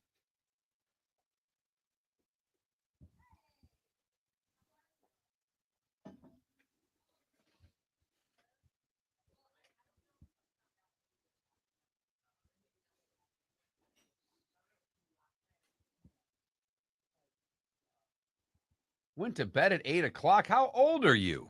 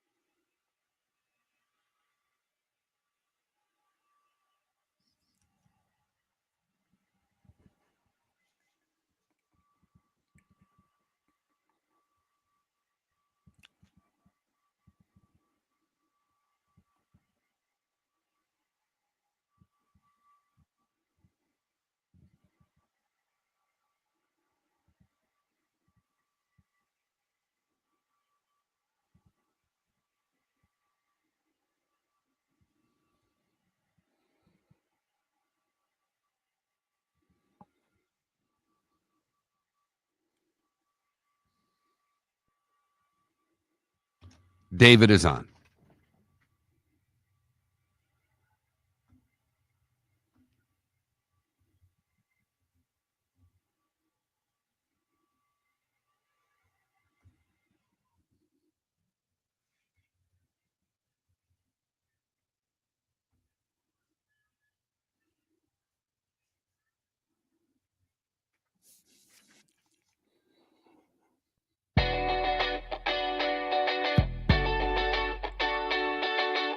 You're listening to Miller and Moulton. And now, here's Mark Miller and David Moulton. 22 minutes till the top of the hour. Kraig Kann will join us at that time to talk the PGA. JP Peterson an hour from now, the Bucs schedule, and some big Lightning broadcast news yesterday. We'll talk to JP about that 1 hour from now. It's a pleasure to catch up with David Bearman. He's a big part of Pro Football Network, profootballnetwork.com. Follow David on X, David Bearman, Bearman, PFN. David Bearman, PFN. David, it's David and Mark. Hope you've been well. How are you?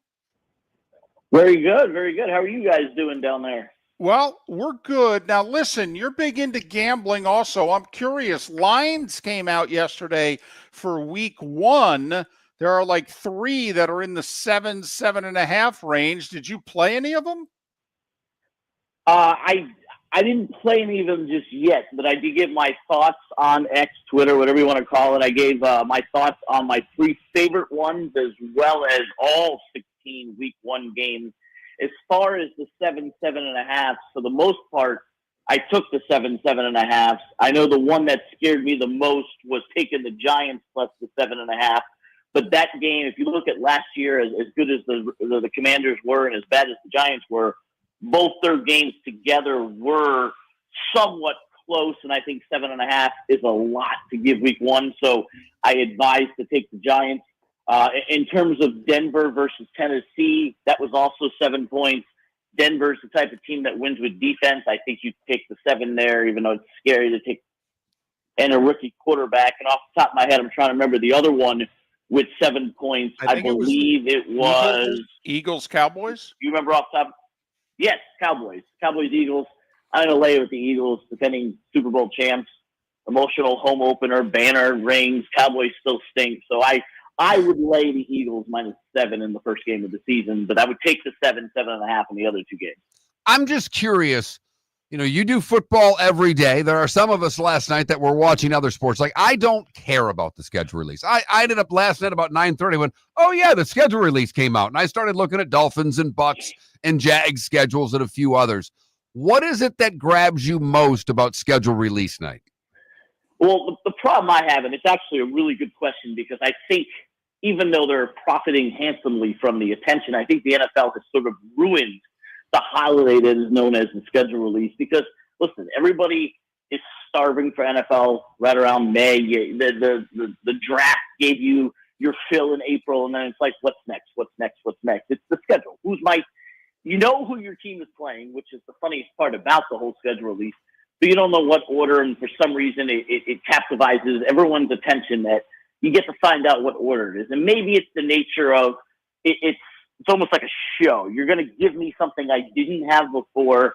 Listen, me personally, I go on road trips all the time. I love going and seeing the Dolphins play, as painful it is on the road.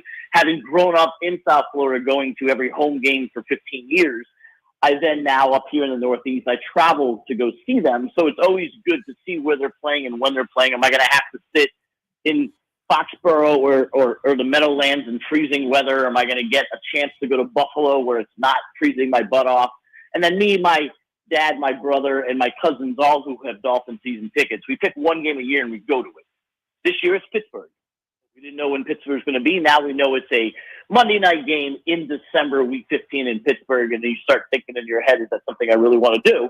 But it is a thing that people get together and they try to figure out where their team's going to play. Now, I said the NFL has ruined it. Why? Because they've made this huge social media push with the team videos, which are outstanding, by the way, all the team videos. But that means the schedule gets leaked. And that means the teams have them ahead of time, which they didn't before. That means the reporters start getting them from the teams. And therefore, by the time 8 o'clock comes last night, to your point, oh, I forgot the schedule release was on, because you knew the schedule. I knew the Miami Dolphins schedule by 1 p.m. yesterday. I didn't have to watch 8 o'clock. Did I? Of course. It's my job. But as a fan, I don't know anybody who actually sat down last night and watched 8 o'clock when that used to be appointment viewing for fans that I know. David Bearman, Pro Football Network, kind enough to join us here on Miller and Moulton. Do you think there's anything relevant from the schedule, whether it's from a gambling standpoint, whether it is from a competitive standpoint? You know, home field is not what it used to be. What is it, worth 1.5 points now, where it was worth 3 forever? I mean, the last 3-4 years, if you added it up, home teams are what, 52% straight up winning? I mean, yeah. I'm just curious. You know, I used to be big on the 3-game homestands, 3-game road trips. Is there anything about the schedule that you still hold near and dear? I think, to me, it's seeing how the NFL is absolutely 100% leaning into the standalone game philosophy. Back in the day, it used to be just Monday Night Football and Sunday Night Football. Then they added a couple of Thursday games, and then they added a full slate of Thursday games, and then they added the Thursday partner. And then they added Christmas. They've always had Thanksgiving. Then they added Saturday games. Now they've added Black Friday. Now they've added permanent Christmas games. And if you look at the list of teams that have either, you call them primetime games, I'm going to call them standalone games, because a 9:30 game in Madrid is not primetime to anybody. But it's a standalone game. If you look at that, look how the NFL has scheduled it. Kansas City, 7. Dallas, 6. Philadelphia, 5. Buffalo, 5. Back when you and I grew up, every single team in the NFL was guaranteed at least one primetime game. There are 3 teams that have 0 primetime games, nor would you want to see them on primetime. But the Browns, the Titans, and the Saints you will not see in any window but 1 or 4 o'clock. So the NFL is basically saying the has and the have-nots when it comes to the media, the ratings, and the attention. We're going to have more standalone games, primetime games, Black Friday games, whatever you want to call them, and we're going to put our prime teams in those spots. You're going to see the Kansas City Chiefs in every holiday you could think of in 2025, whether it be an opener in another country or whether it be Christmas, whether it be Thanksgiving. The Kansas City Chiefs are playing on every single one of those. Eagles. I had the whole Eagles schedule yesterday by noon because they're playing in almost every single standalone window you could find. That is what's been not surprising because it makes sense, but the most eye-opening thing to me is the NFL is just saying we're going to play on every notable day and we're going to put our best teams in those windows. And hey, listen, it makes total sense. But they're like, you know what? We don't even want to show you the Browns, Titans, Saints. Indy, Jags, and Carolina, you're going to be on once. Jets, Arizona, you're going to be on twice. Everybody else, we're going to put on 4, 5, and 6 times. It's leaning into the NBA, ESPN, TNT magic window model, but now the NFL is trying to do it every single week. It is amazing when you go through that Atlanta, Miami, and I know the Niners have been historically good, but they're not expected to be as good this year, are up there as high as they are. But you already at Pro Football Network did your playoff simulator, and I was surprised because I'm a Michigan native. I am not a diehard Lions fan, but I did look at their schedule last night, and I went, damn, this looks like a pretty tough schedule. You have them, the highest-rated NFC team in your power rankings, 1 spot ahead of the Eagles. That took me back a little bit. I mean, there's still a lot of talent there. There's still, a team that proved last year that they can win games despite what their coach tries to do.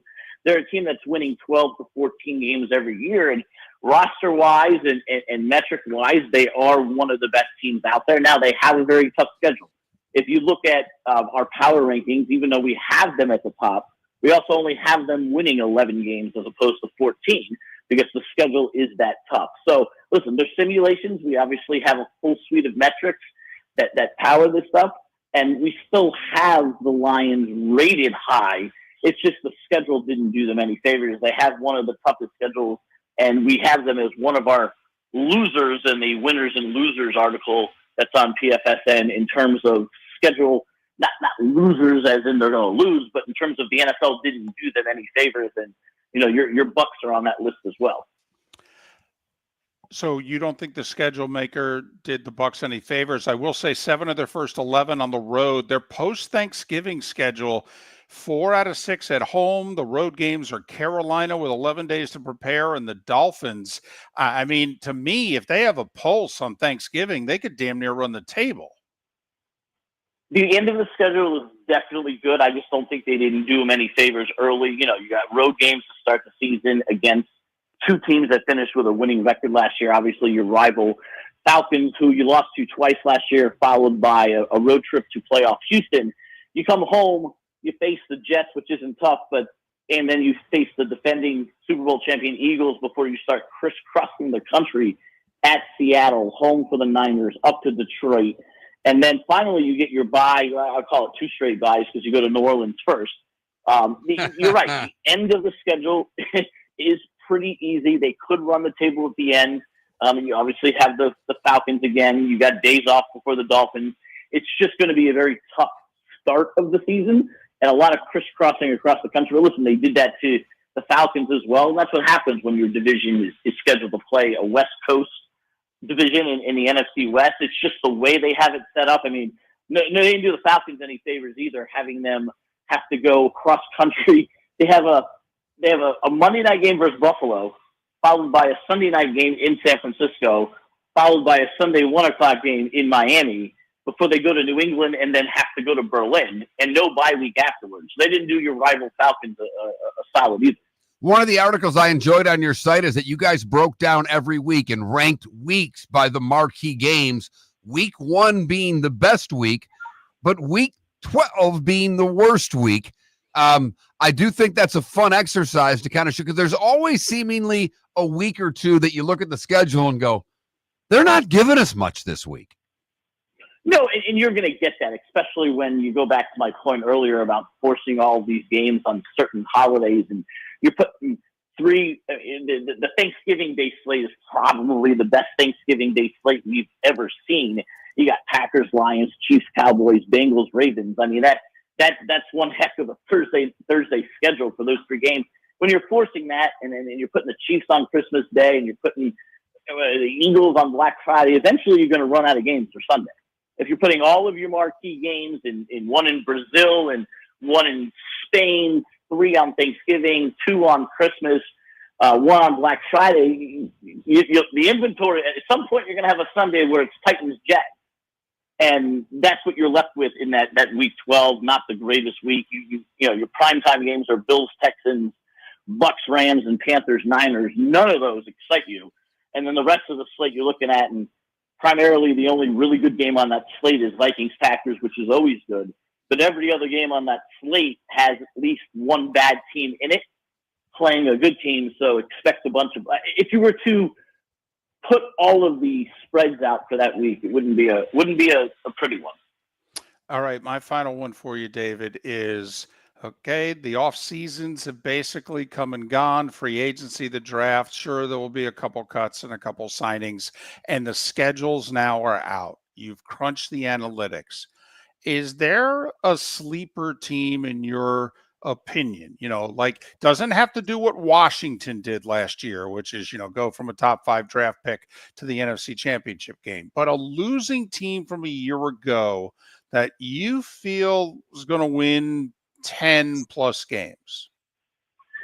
It's funny you threw in losing team, because I was going to give you a sleeper Super Bowl team was going to be the LA Rams, but they did make the playoffs last year, so it's not somewhat of a sleeper. You want a team that had a losing record last year that I feel can win 10 games. Yeah. Which, by the way, I think last year, not only Washington, but I think the Rams fit that mold where they went from losers to 10 games. Well, they've done it 2 years in a row. But yeah, I'm just curious, is there a team picking the Rams for the Super Bowl, by the way, is a sleeper pick, but I'm just curious if there's someone else, like, you know, so a lot of people are jumping on the Patriots saying they're this year's Washington. I will not do that. I will go with Chicago Bears, and hoping that no one hears that and no one records it and no one comes back and yells at me when they're 5-12 again this year. I think the Chicago Bears, who have talent, that we've been waiting for this talent to show up. The Bears were a team last year that people thought were going to do well, but they had a rookie quarterback and they had Matt Eberflus as a head coach. For whatever reason, he stuck around for another year. Now that he's gone, you bring in Ben Johnson, who was a hot assistant for the last couple of years and literally got to choose his own adventure as to where he was going to be the head coach. And he chose Chicago out of all the offers he's had over the last 2 years.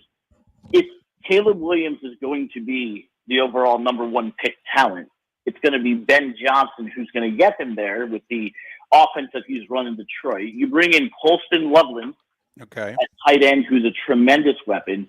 You got Luther Burden as a rookie receiver to pair with Odunze and DJ Moore. I think you have an outstanding offense that should rival what Ben Johnson had in Detroit. Now, listen.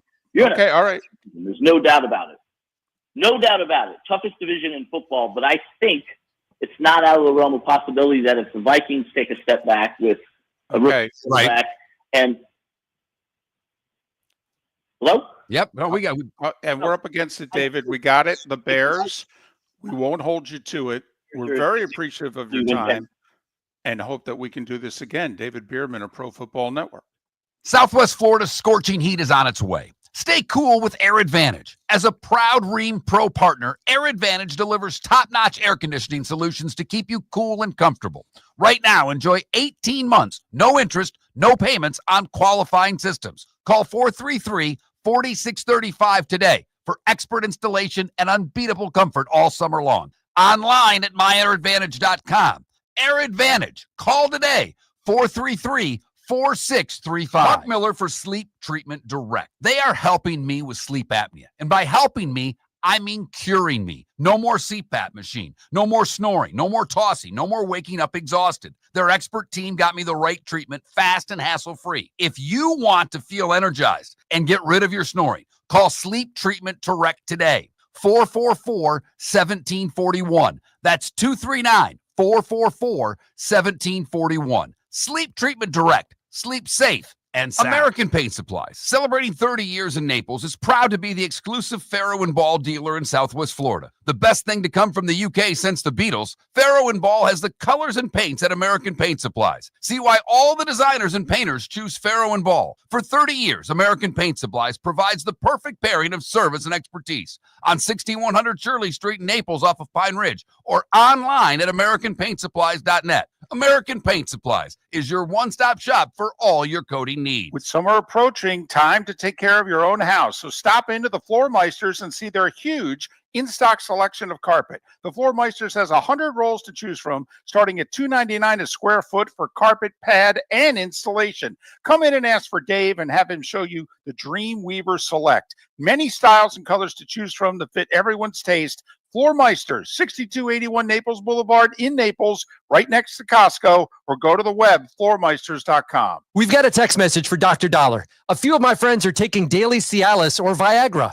What are the benefits and how much does it cost? Great question. Cialis, Tadalafil, and Viagra, Sildenafil are game changer for men who want better performance, stamina, and confidence. They improve blood flow, support long-lasting performance, and help you feel like yourself again. And the best part, at Revitalize Clinic, we make it affordable. Less than $1 per pill. No overpriced prescription, no hassle, just real results, American-made, at the best prices in town. Plus, with early hours starting at 5:30 in the morning, we fit your schedule. Take control of your health today. Call Revitalize Clinic at 239-277-5770. Visit revitalizelounge.com or text Dr. Dollar directly at 239-980-2302. That's 239-980-2302.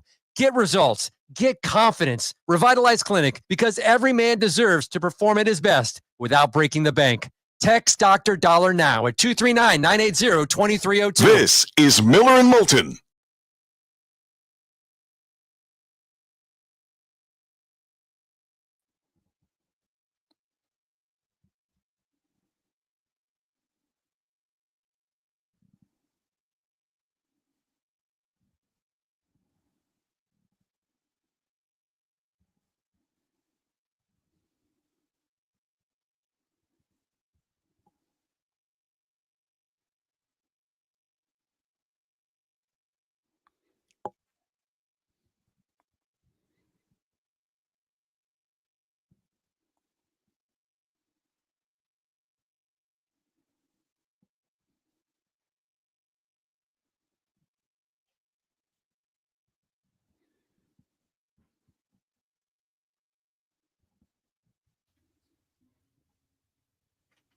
The ways in which my kid just runs my show never seems to end.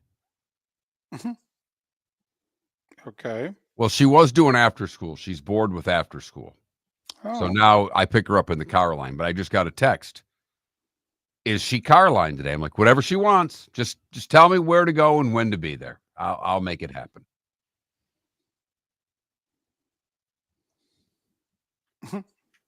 Just running my show.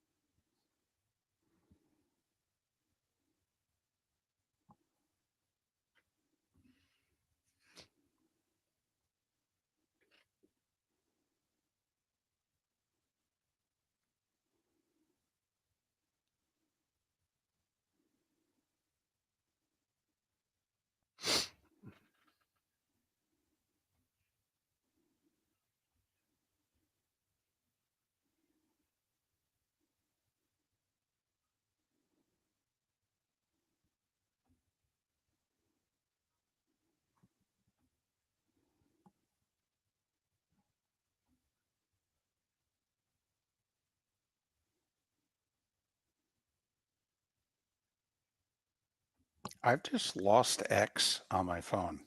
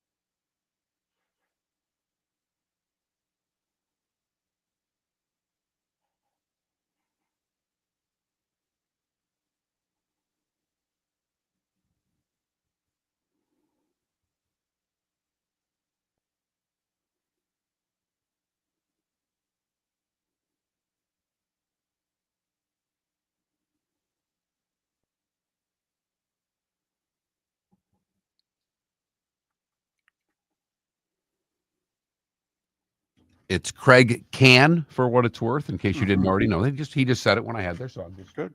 passing along. He's on, ready to go.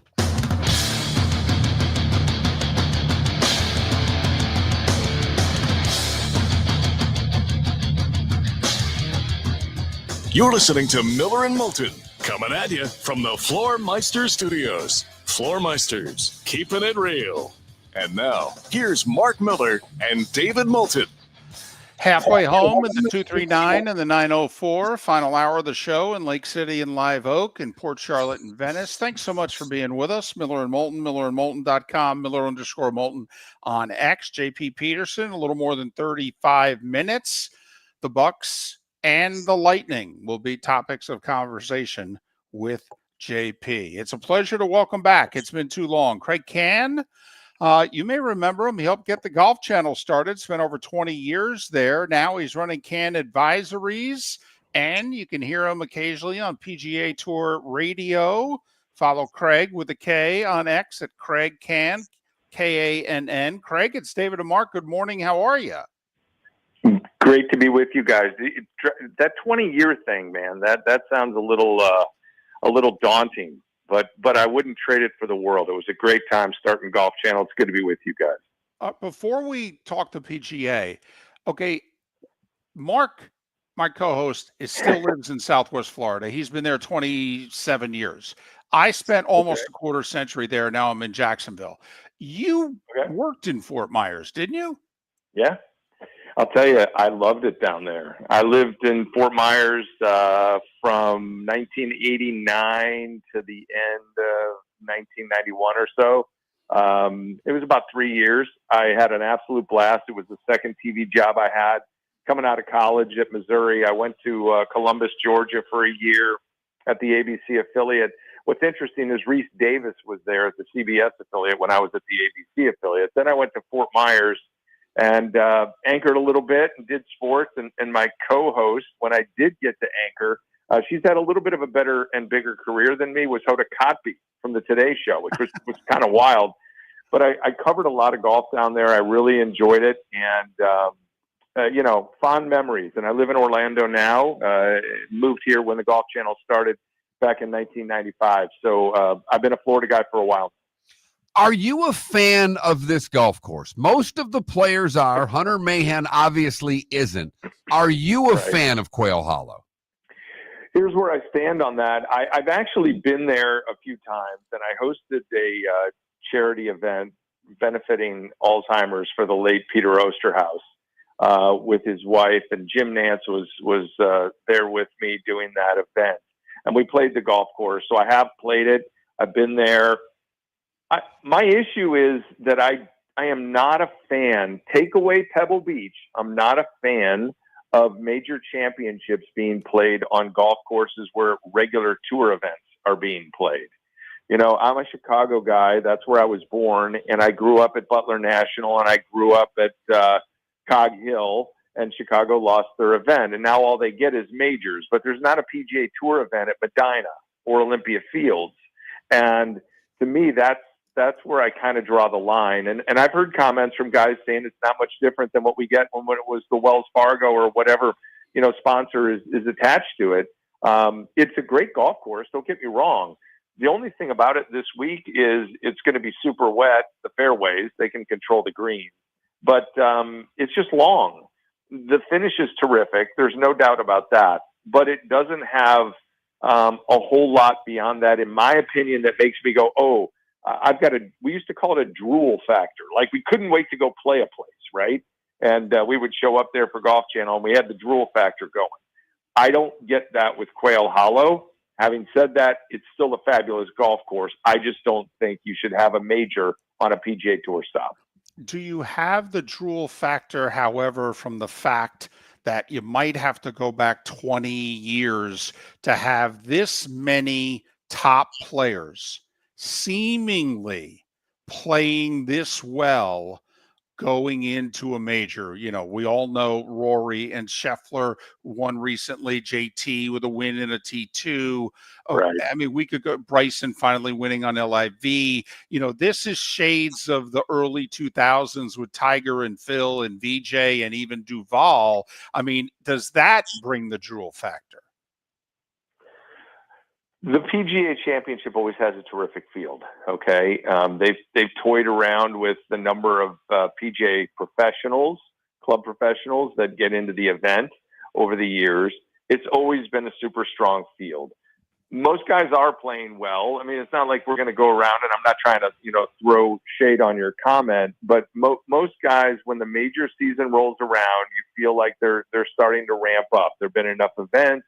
And we start thinking about that. You come off the Masters and you're like, oh, wow, Rory, he's on fire. And you could run a list of other players, and you did that already, Bryson DeChambeau, et cetera.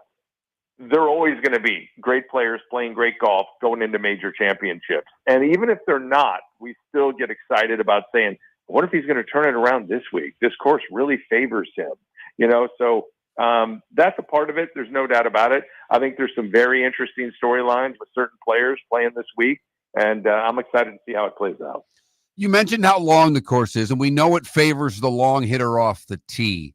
But with the fact that it's been so wet, the rough will be pretty thick.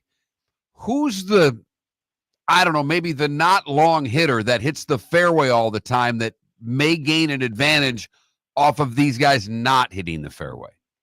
Yeah, it's a great point. It was an interesting conversation. I was watching my buddy Brandel Chambly get absolutely thrown under the bus last night on Live From, trying to suggest that it's a wide open affair this week, despite being wet, and that everybody can compete. And everybody jumped on him and said, no way, this is for the long hitter and all of that.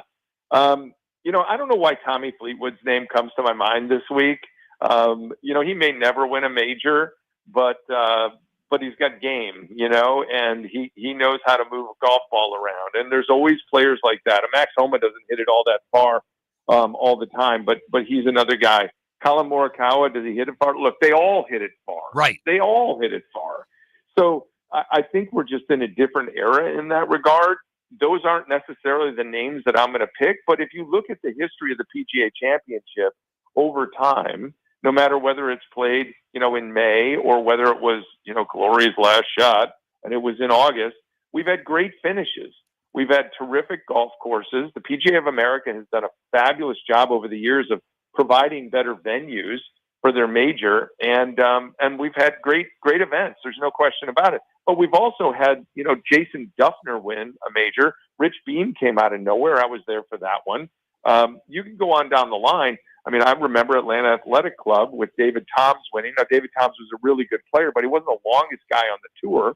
So there's a wide open opportunity for players to play well this week. I still think it's going to come down to a few of the names, but the PGA always allows somebody to come in and make some noise. 25 years ago, by the way, it was in August, but it was Tiger and Bob May, and as memorable a PGA as one of the best finishes ever in my whole time at Golf Channel, and one that doesn't get talked about enough. I'll never forget sitting at my desk. I was not at that major, but sitting at my desk with, I don't know, it might have been Van Pelt, it might have been Brian Hammonds, and we couldn't stop watching that. I mean, it was just an unbelievable finish.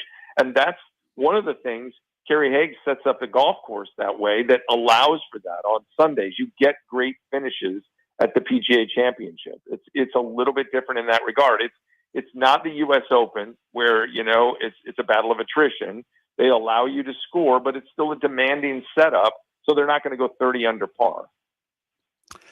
How much on the Rory train are you? He's 36. You know the history of the sport. You could argue Jack's last great year was 75 when he was 35. Arnie's last great year at 34 in 64. I mean, the mid-30s oftentimes is, your best or maybe second best year of a great player's career. I'm just curious, how much are you going to ride the Rory train the rest of the year? So, Mark, David, I'm sitting here sipping coffee this morning. Okay, I'm hanging out in my office, relaxing, enjoying my day. And the question I have is that how Rory's living his life now that he's got the slam? And I think that's one of the interesting storylines this week. Look, he sat in the media center, asked a bunch of different questions, and gave his typical answers that draw a little bit of attention. And he's been posted on X and everywhere else with his comments. I tend to think that the weight's off his shoulders, and he might have another run in him and play well. I think he might grab an Open championship across the pond. I think he might win another Masters. I really do. Do I think he's going to reel off 5, 6, 7 more? No, I don't think that. But I do think we're still going to see greatness from Rory McIlroy. I don't see any way that he has it in him to fall backwards, and I think he'll be the star of the show at the Ryder Cup and a lot of other things. He's got goals. He's always been that way. And if for nothing else, having the weight off his shoulders will be one of the great ambassadors for the game for the rest of his career. So who do you like this week? Well, here's the things that come to my mind. It's obviously what everybody gets asked, and it's always fun. Now that Rory's got the slam, it's like, who's next, right? Does Jordan Spieth get the slam? Jordan Spieth's going to have to show me a lot to make me pick him at a major championship right now. I mean, I feel like he's got the talent, but I don't feel like he's quite there. I think Bryson DeChambeau, big hitter, big ballpark. You have to put him in the mix. I think he's really motivated, and it seems like he's kind of in the best form that he has been in his career. And keep in mind, he's got major championships on his trophy case. So that's big. I think the interesting name for me this week, and Scotty Scheffler, obviously, probably motivated, probably a little chippy that the Masters didn't go his way. I mean, I feel like he's always going to be, right now anyway, if not the favorite, a guy you're going to have to talk about. So if I was probably betting money, which I never do, by the way, because I hate losing more than I get excited about winning, I would probably throw my money at Scotty Scheffler. Having said that, the most interesting name for me in the entire field is Jon Rahm.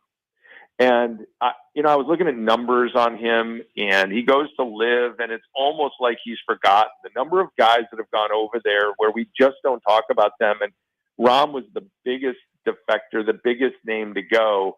And, he missed a cut at the PGA last year. He struggled a little bit of injury, et cetera. It's not like he's played horrible, but nobody's paying attention to what he's doing on Live. So it's kind of like, where have you gone, Jon Rahm? It's time to put up and not be the forgotten guy and decide what you want in your career. That's fine. If you're going to take the money and go over there and play, so be it. But you need to come back and do something special. Koepka's made his mark coming back over and doing some things in major championships. But Rahm was the guy. I mean, it was Rahm and Scheffler. So let's go, bud. Time to do it. I don't pick him this week. Okay. But he's the most interesting man in the field. Kraig Kann, founder of Kann Advisories. You can hear him on PGA Tour Radio here on Miller and Moulton. For over 50 years, the Nolan family has been dedicated to protecting local families. Nolan Family Insurance is a second-generation independent agency that specializes in home, flood, auto, and boat insurance. They take the time needed to explain your coverage options and answer your questions so you can make an informed decision that's right for you. If you're looking for an agency that treats you like family, call 941-639-1122 or go to nolanagency.com. That's 941-639-1122 or NolanAgency.com. Summer approaching, time to take care of your own house. So stop into the Floor Meisters and see their huge in-stock selection of carpet. The Floor Meisters has 100 rolls to choose from, starting at $2.99 a square foot for carpet, pad, and installation. Come in and ask for Dave and have him show you the Dream Weaver Select. Many styles and colors to choose from to fit everyone's taste. Floor Meisters, 6281 Naples Boulevard in Naples, right next to Costco, or go to the web, floormeisters.com. American Paint Supplies, for nearly 30 years, is your one-stop shop for all your coating needs. If you are a designer, a contractor, a professional painter, or a weekend warrior, American Paint Supplies is the place where experts go to get expert solutions. At 6100 Shirley Street in Naples off of Pine Ridge, American Paint Supplies delivers the best solutions with the best products with the best support. Meet Gene and his team today at American Paint Supplies. Call 239-566-2700. That's 566-2700 or online at AmericanPaintSupplies.net. Whether you're chasing peak performance, reigniting intimacy, or simply want to feel your best, Game Day Men's Health creates customized game plans to optimize your health. Call 239-427-3441 for our Bonita Springs and Naples location to set up your free testosterone test and consultation. Mention Miller Moulton Radio Show for 10% off your service. Find your maximum self with Game Day Men's Health, Bonita Springs and Naples, Florida. Call 239-427-3441 today. This is Miller and Moulton.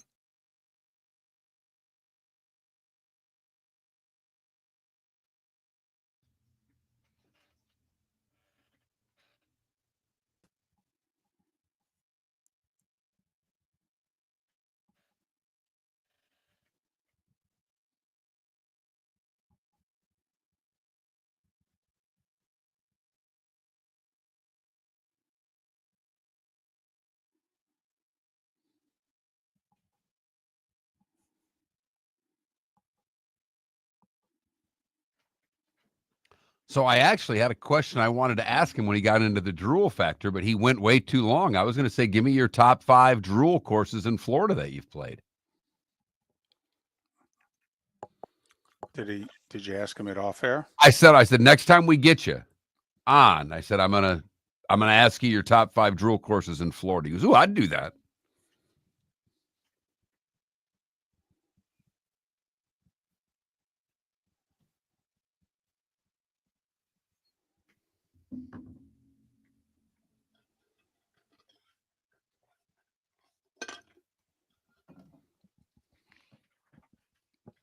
Golly.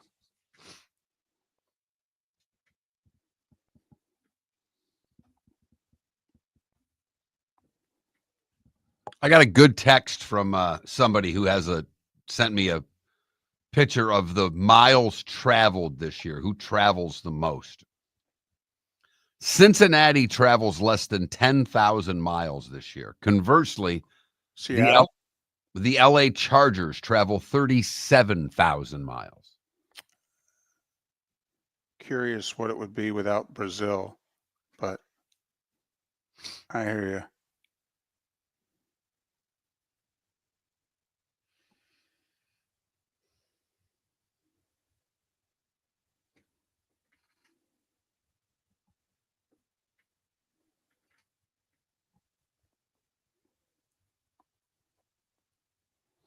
Well, what was interesting, Smoke Dog, was like we asked that question of Kraig Kann.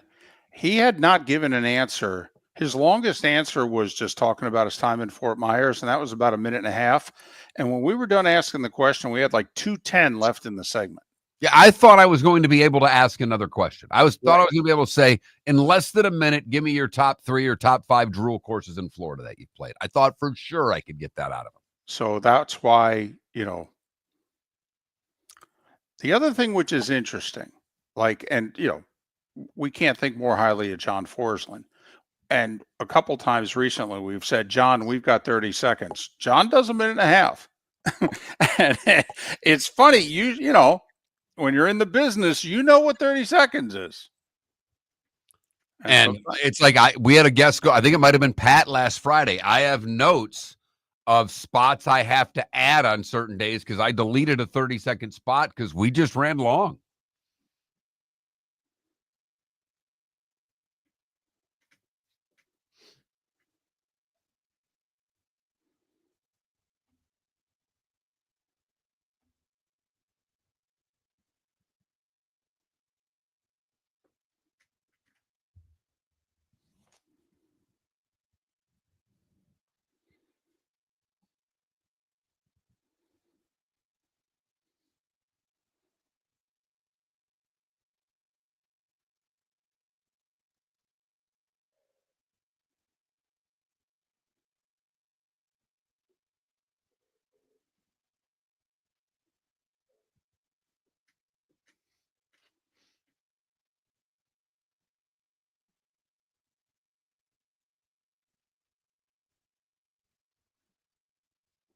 And I will say, Smoke Dog, with as much as we're paying these guests, they can talk as long as they'd like.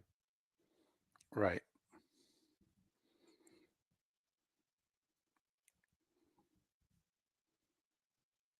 For what? Football? No. No.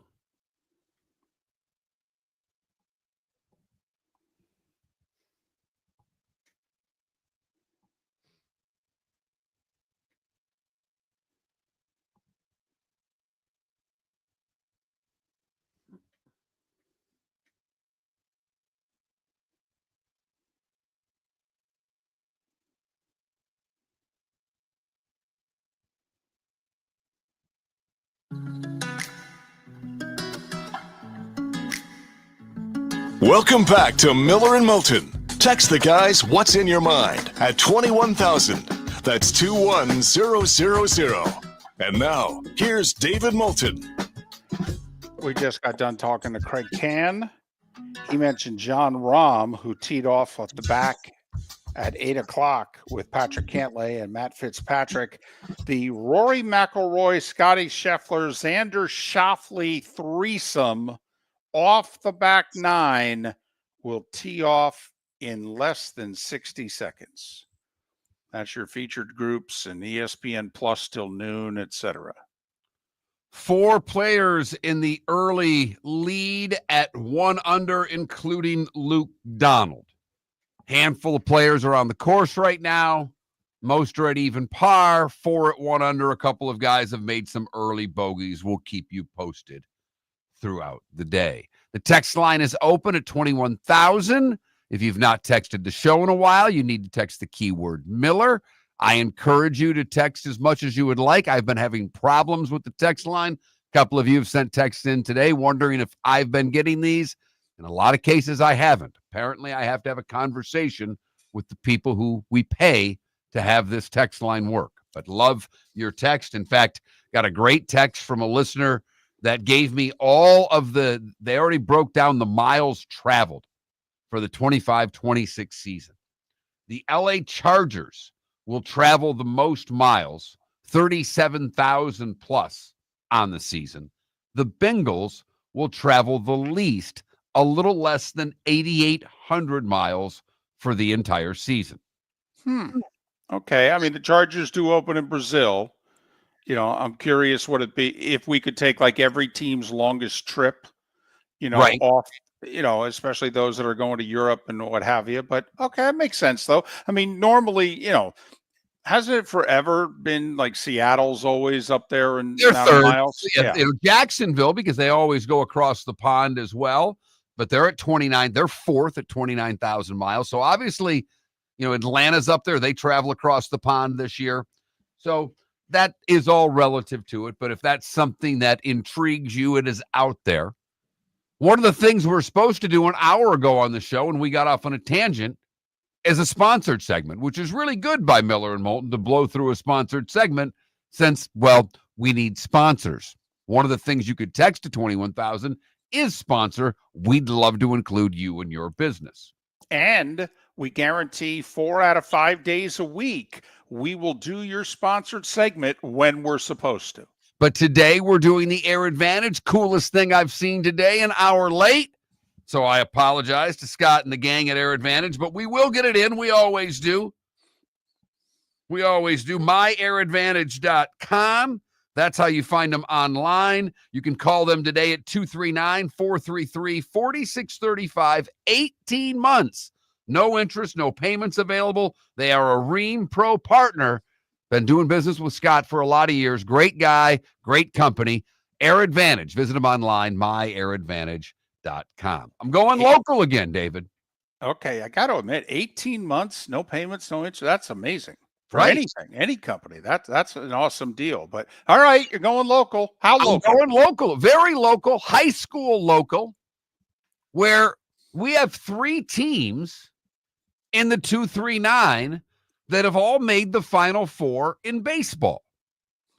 Fort Myers High has done it, Canterbury has done it, and Bishop Verot has done it.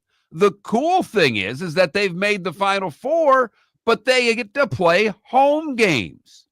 the tournament is at Hammond Stadium, or whatever they call that now. Hammond Stadium is what we all know it as, and we've been for a while. Is it CenturyLink?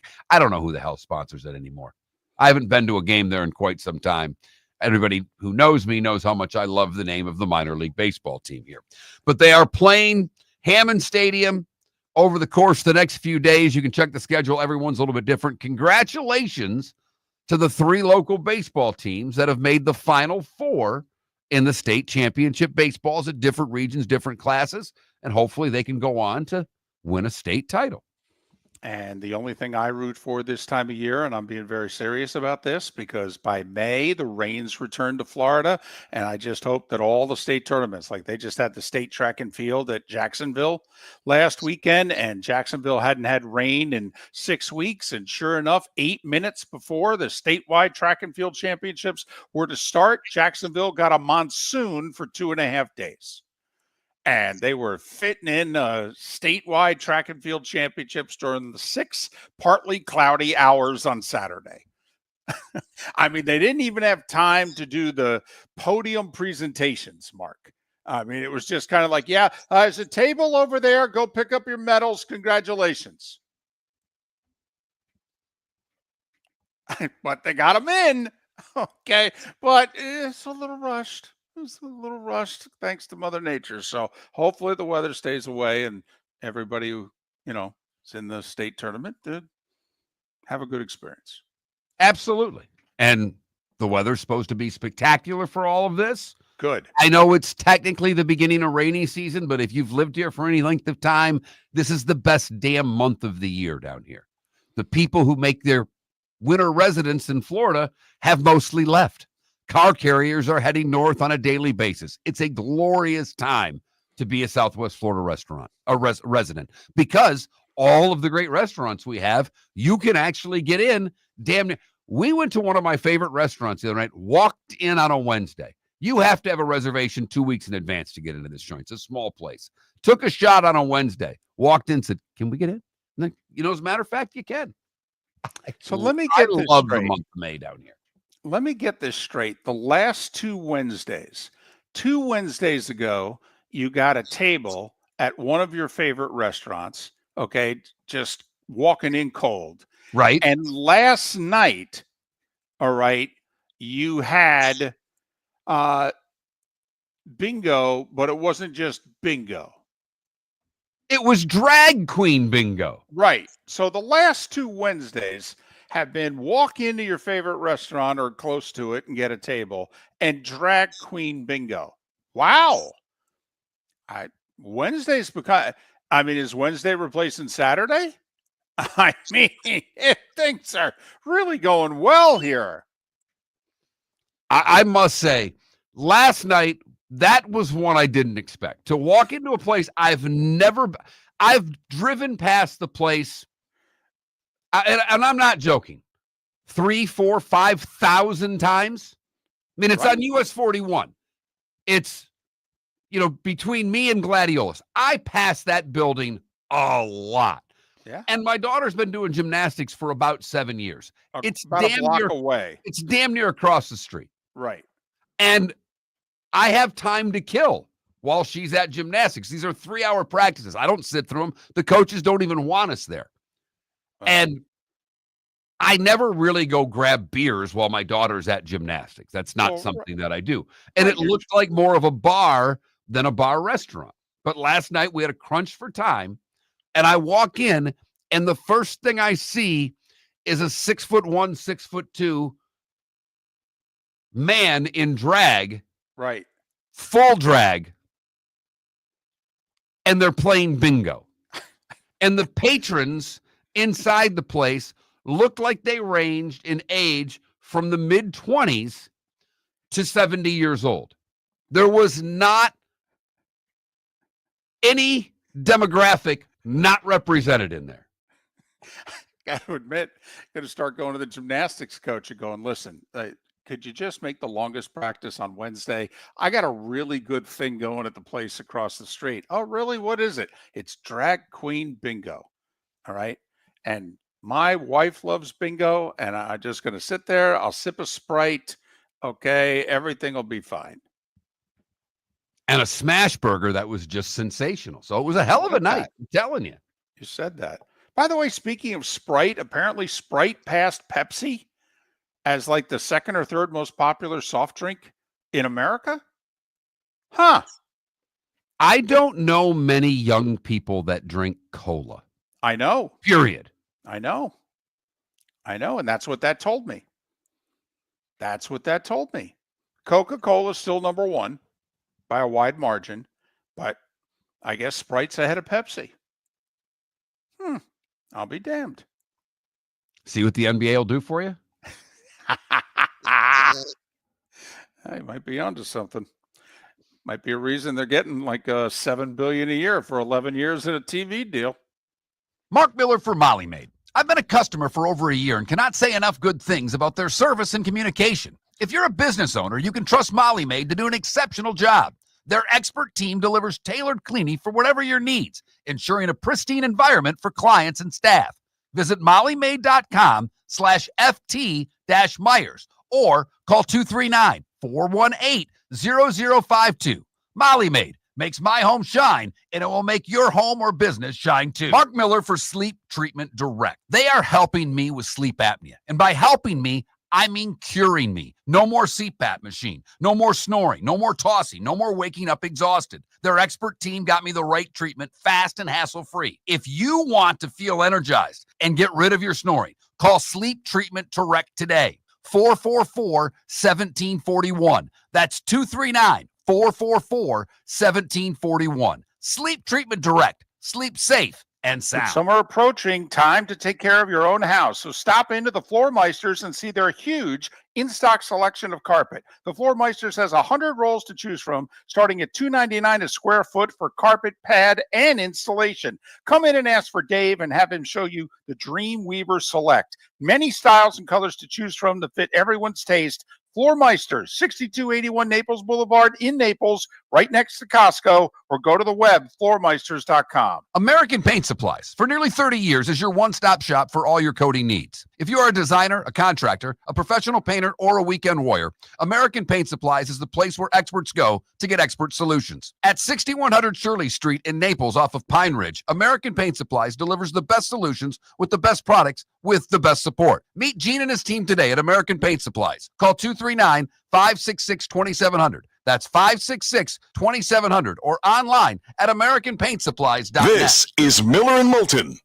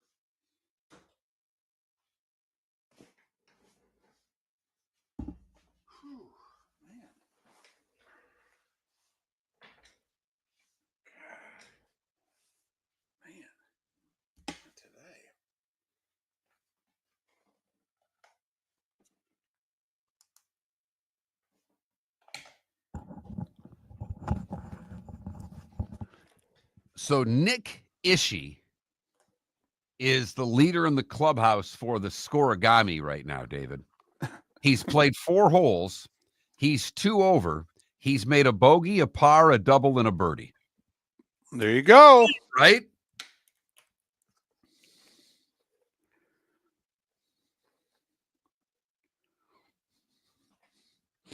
Yes.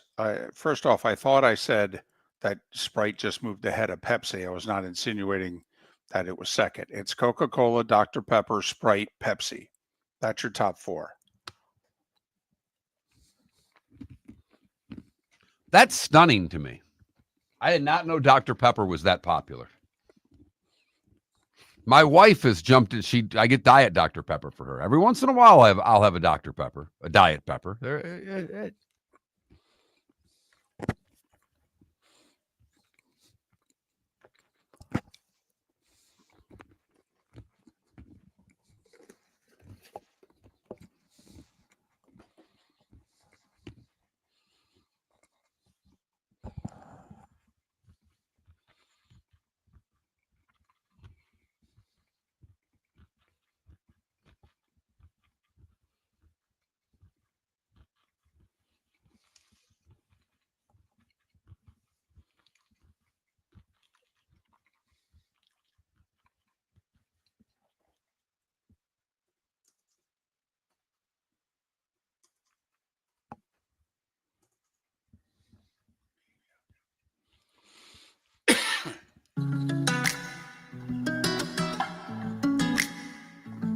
Welcome back to Miller and Moulton. Text the guys what's in your mind at 21,000.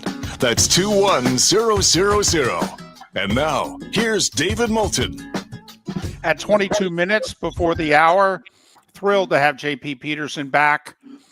He's the host of the JP Peterson Show, live, daily, 10 to noon. You can get it on the FanStream Sports app, YouTube, fanstreamsports.com. Follow JP on X at JP Peterson Show. JP Peterson Show. JP, it's David and Mark. Good morning. Thanks for doing this. How are you? Miller and Moulton, my favorite show outside my own. You guys are the best. What's up, partner? Well, question. The Lightning news yesterday. How big is this in your backyard that the Lightning are leaving their regional, channel? I know it changed from Bally's to FanDuel, but this is where people have watched the Lightning, I think, forever. And now they're going to be on, regular TV, albeit channel 66. Don't know how widespread that is in Tampa, St. Pete. And also, you're then going to have to go to an app to stream the games. How big of a story is this? This is a big story, and it's the wave of the future. We're going back to rabbit ears, boys. You remember that, right? Channel 66, channel 51, 40, whatever it was. No, but this will be available on every cable station as a local must-carry station. So whether you have Frontier or Spectrum or whatever cable station you have, you'll be able to get it. And then on any YouTube streaming service that has local channels, that will be included in that. This is my understanding anyway. So basically, it's going to be like any local station that you grew up with.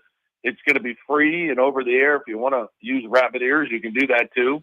There's different apps that do that for you. So I think it's going to be actually much better, much more widespread, easier, free, which is amazing. If you want to do it on an app, you can do that as well. I think there probably will be a little cost for that. The Panthers have done this. The Golden Knights have done this. It's been tremendously successful. The Rays are even putting 22 of their local games this year on a local independent station, WTOG, which is the station I first worked for when I got here. They used to do news. I think they were the first 10 o'clock news in the nation. So that station, Channel 44 now, is running, I think, 22 Rays games. And I think they're probably going to expand that for next year if it goes well. So it's kind of, they've gone from this subscription model back to over the air where they'll be selling ads like the old fashioned way. And, live sports is still king in advertising. It's the only thing that people will actually watch the commercials in sometimes. But yeah, I think it's a big deal. It's not going to change much in terms of what you see on the air. It's still going to be Dave Randorf and Brian Engblom, my post-game partner, and Gabby Shirley and all the Paul Kennedy and Dave Andrechuk and Chief and everybody. So that all is going to stay the same. It's just going to be easier for people to see because a lot of people weren't able to see the games over the last 2 or 3 years. JP, my biggest question to this, and I know teams are doing this, and for years, sporting franchises were bankrolled by regional cable networks. They were getting humongous deals because of the subscription and the fact that the cable company or the regional sports network knew they were charging the cable company X a month, so they knew what they were getting. Financially, how will this work for the Lightning? Do they think they'll be able to make as much profit as they were making when they were getting checks from the RSNs? Well, I think if you go back to maybe 5 to 10 years ago, I think that would be a no because the model was so completely different. Cable companies were making a ton of money, and they were, and their biggest draws were live sports for the most part.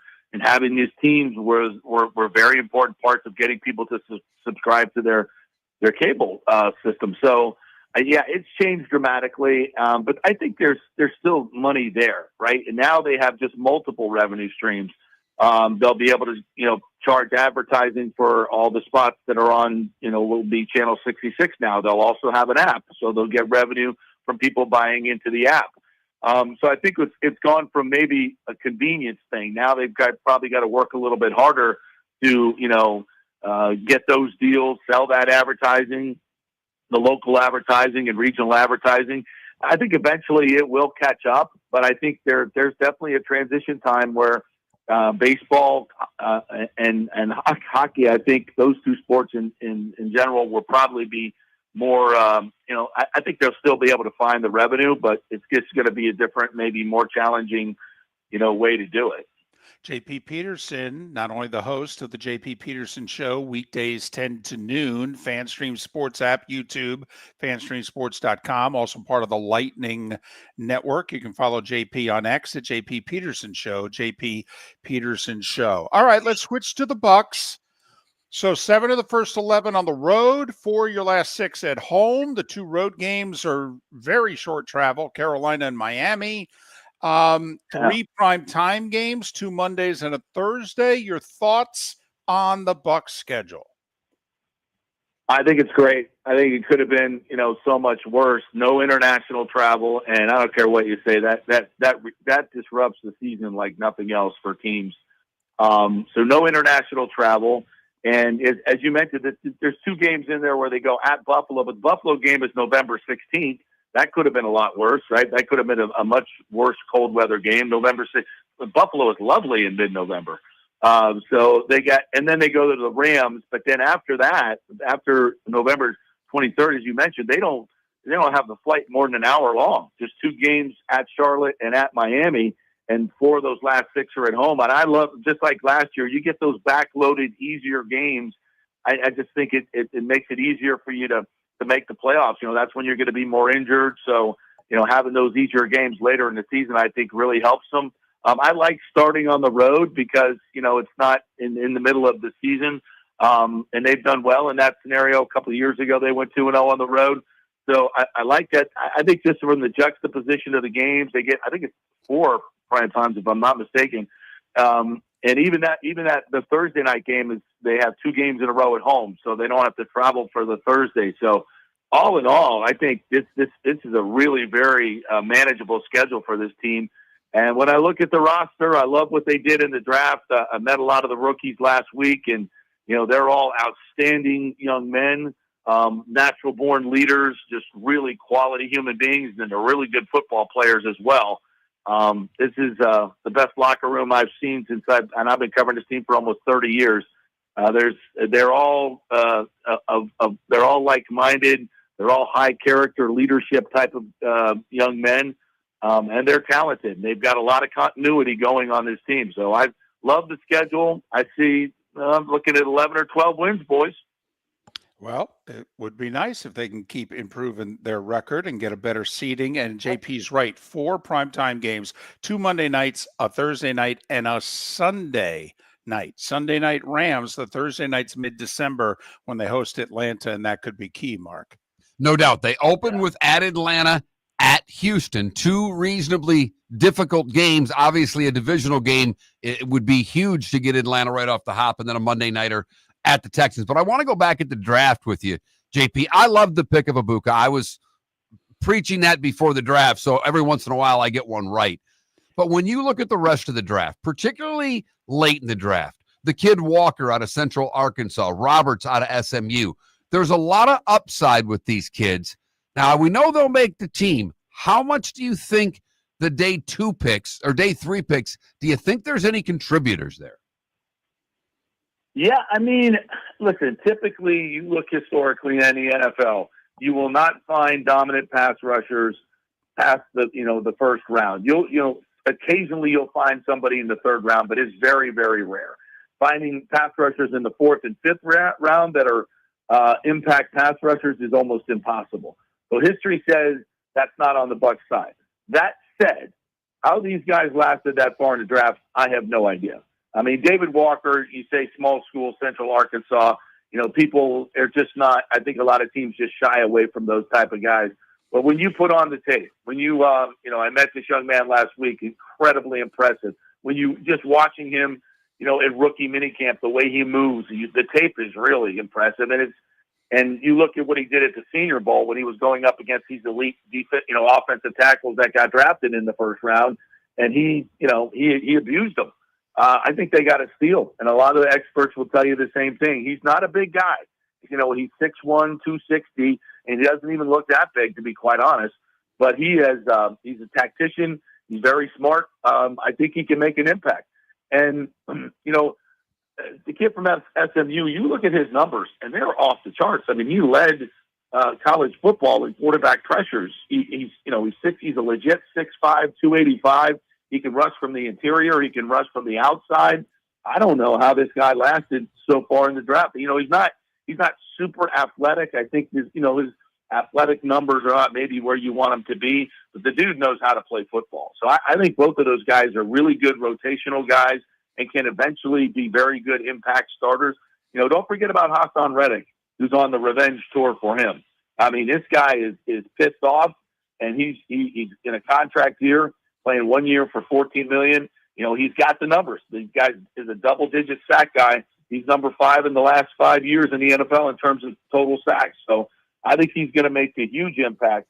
I talked to Levante David the other day, and he loves the addition of Hassan Reddick and Servassier Dennis coming back healthy. This defense, when they went up to Detroit and beat them and held them to 1 for 7 in the red zone, that's the defense that they hope to have most of this season with Servassier Dennis back in the middle, because he changes everything. He covers the middle better. He covers running backs better. He's a real key piece, and they really feel like they're going to be much better at that position. So, and then the 2 corners that they got, I'm going to tell you what, Morrison, it was a first-round talent. There's no question about it. You go watch the way he played his first 2 years before he had the hip injury. He is a first-round, physical, fast, great corner. And the kid Jacob Parrish lit up the freaking rookie minicamp and is extremely impressive. Not a big guy, but really, really impressive in terms of his athleticism, his speed, and his strength. So I think they crushed it in this draft. I think all those guys are going to be impact players. And even the 7th-round pick, Tez Johnson, the little guy, he's something else, man. He is fast. He is quick. He'll be kind of a gadget player, but I think he can help them in the punt return game for sure. Well, it'd be awesome if the Bucs could rush the passer without having to send the house, because it's seemingly been 3-4 years since that's been the case. JP, we got a couple minutes left. I do want to go back to the Rays story. So here we are. We're a month and a half in. They're playing games outdoors in Tampa. They can't win any of them. But how's it going, and how's it going on the Stu Sternberg ownership front? Well, as far as the games themselves, if you guys haven't come up here to get in an outdoor game in this intimate setting and watch a major league game, you're really missing something. It's really spectacular. And while the weather's still pretty good, I would get your butt up here if you haven't done it so far. It's fantastic. I love the experience. It's unlike any major league experience I've ever had. And the team unfortunately, the team cannot play well at home, and they're extremely boring. They can't score any runs at home. So hopefully they fix this offense at home for sure. I think it's going to get better as the season goes on. Josh Lowe may come up today, so hopefully this team will get better offensively. And why they've been so bad at home is it's just kind of weird, but they'll figure it out. They and the pitching's been pretty good, so I think they'll be better as the season goes on. As far as the sale goes, I think the fact that you don't hear a lot is a good thing. You hear a lot of stuff going on in Orlando. It's a lot of noise. There's a lot of videos. There's a lot of Bianchi columns, which are all great and fantastic, and I get it. But the people that are actually have to put the checks up, the public officials are kind of lukewarm on the whole idea. So I wouldn't worry about Orlando. The fact that you're not hearing a lot is a good thing. That means things are getting done behind the scenes. Major League Baseball doesn't like these things playing out in public. You heard the other groups that were coming forward publicly. If you hear someone publicly come forward, that means they're trying to get the attention of Major League Baseball. The group that's going to buy this team is very much under the radar and doing the work and the due diligence that needs to be done. Now, that said, you're still dealing with Stu Sternberg, who wants to control everything and delay everything like he's done for 15 years. So, and he wants an exorbitant amount from the team, I'm told. Team's worth about 1.4, 1.3. He wants in excess of $2 billion, and that's not going to work. So at some point, Major League Baseball has to, put their foot down. They've done a lot already publicly, saying they're going to take away his revenue sharing money, which is unprecedented. So the Major League Baseball and the other owners want him out. There's a group here that's ready to go. They have the money. They have a plan to build a stadium in Tampa. It's just a matter of when, and if Stu will pull the trigger, in my opinion. JP Peterson, he starts hosting his show a little more than an hour, 10 to noon weekdays. FanStream Sports app, FanStreamSports.com. Simeon Rice. I don't know which game, but he's the next one in this year. Well deserved. Absolutely, 100%. JP, have a great show. Have a great day. And as always, thanks for your time, my friend. Always a joy to be on with you guys. You guys are awesome. Appreciate you. And you can get JP on YouTube as well, the JP Peterson Show, and that's his X handle, JP Peterson Show. Miller and Moulton. The bonus hour is next. Thanks for being with us. Southwest Florida's scorching heat is on its way. Stay cool with Air Advantage. As a proud Rheem Pro partner, Air Advantage delivers top-notch air conditioning solutions to keep you cool and comfortable. Right now, enjoy 18 months, no interest, no payments on qualifying systems. Call 433-4635 today for expert installation and unbeatable comfort all summer long. Online at myairadvantage.com. Air Advantage. Call today, 433-4635. American Paint Supplies, for nearly 30 years, is your one-stop shop for all your coating needs. If you are a designer, a contractor, a professional painter, or a weekend warrior, American Paint Supplies is the place where experts go to get expert solutions. At 6100 Shirley Street in Naples off of Pine Ridge, American Paint Supplies delivers the best solutions with the best products with the best support. Meet Gene and his team today at American Paint Supplies. Call 239-566-2700. That's 566-2700 or online at AmericanPaintSupplies.net. With summer approaching, time to take care of your own house. So stop into the Floor Meisters and see their huge in-stock selection of carpet. The Floor Meisters has 100 rolls to choose from, starting at $2.99 a square foot for carpet, pad, and installation. Come in and ask for Dave and have him show you the Dream Weaver Select. Many styles and colors to choose from to fit everyone's taste. Floor Meisters, 6281 Naples Boulevard in Naples, right next to Costco, or go to the web, floormeisters.com. Mark Miller for Molly Maid. I've been a customer for over a year and cannot say enough good things about their service and communication. If you're a business owner, you can trust Molly Maid to do an exceptional job. Their expert team delivers tailored cleaning for whatever your needs, ensuring a pristine environment for clients and staff.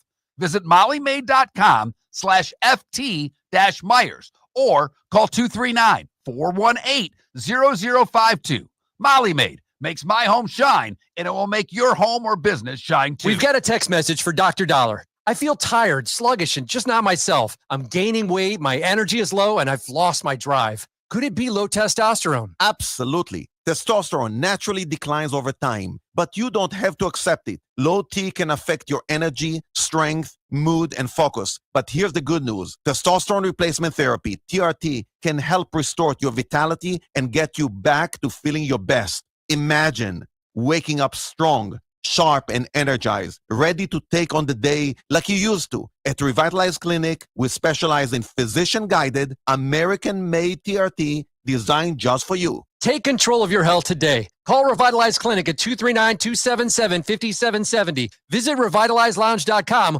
or text Dr. Dollar directly at 239-980-2302. Feel like yourself again. Testosterone replacement therapy, because your best years aren't behind you, they're just getting started. Text Dr. Dollar now at 239-980-2302. This is Miller and Moulton.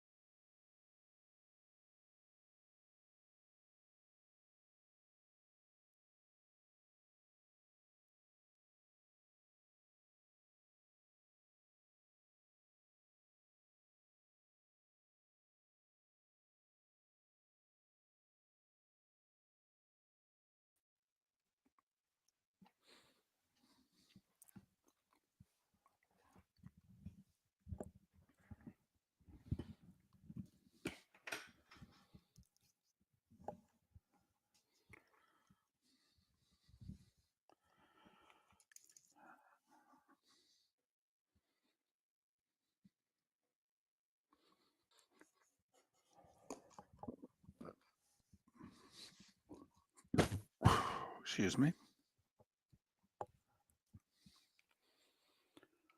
Whew.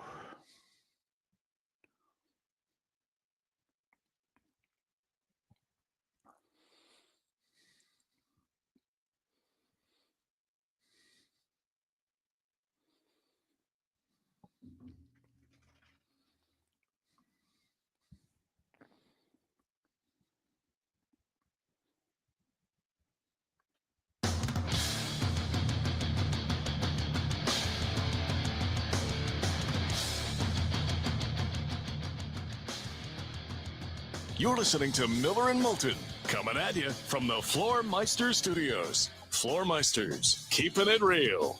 And now, here's Mark Miller and David Moulton. It is the bonus hour of Miller and Moulton on this Thursday. Thanks so much for being with us. Pat Kerwin, Kurt Becker on the show tomorrow. We just got done talking with J.P. Peterson. If you missed J.P. Peterson, David Bearman, Kraig Kann, any guest on this show at any time, first off, you can download what you missed at millerandmoulton.com. But J.P., Kraig, and David all joining us on the American Paint Supplies Hotline, your one-stop shop for all your coating needs. American Paint Supplies, longtime friend of the show. So I'm just going to throw this out there. I think Stu's going to sell the team before December 1st of next year, because that's when the current CBA expires. And there is a lot of things that are potentially on the table.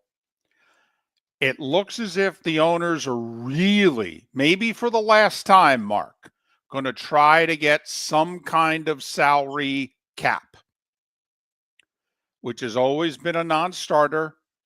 And for an hour, every now and then, the players go, really? Well, let's talk the salary floor. And then it becomes a non-starter for the owners.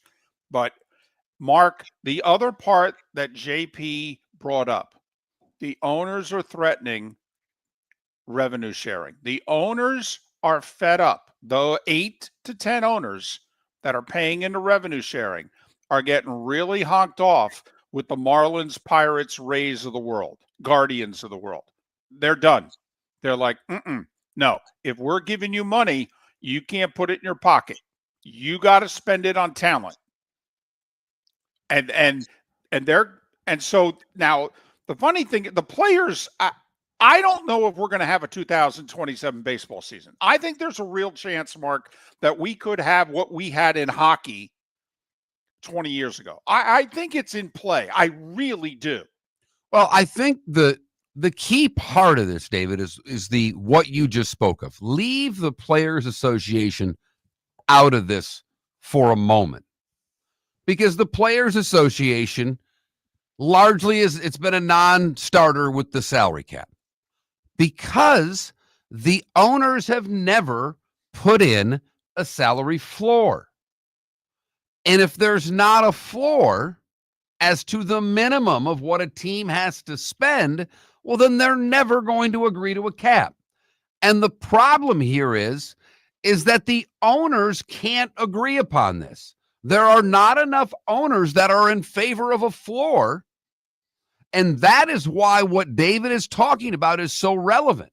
The owners have their own problems to get through before they can actually negotiate with any sort of real negotiation power with the players, because they haven't negotiated with one another yet.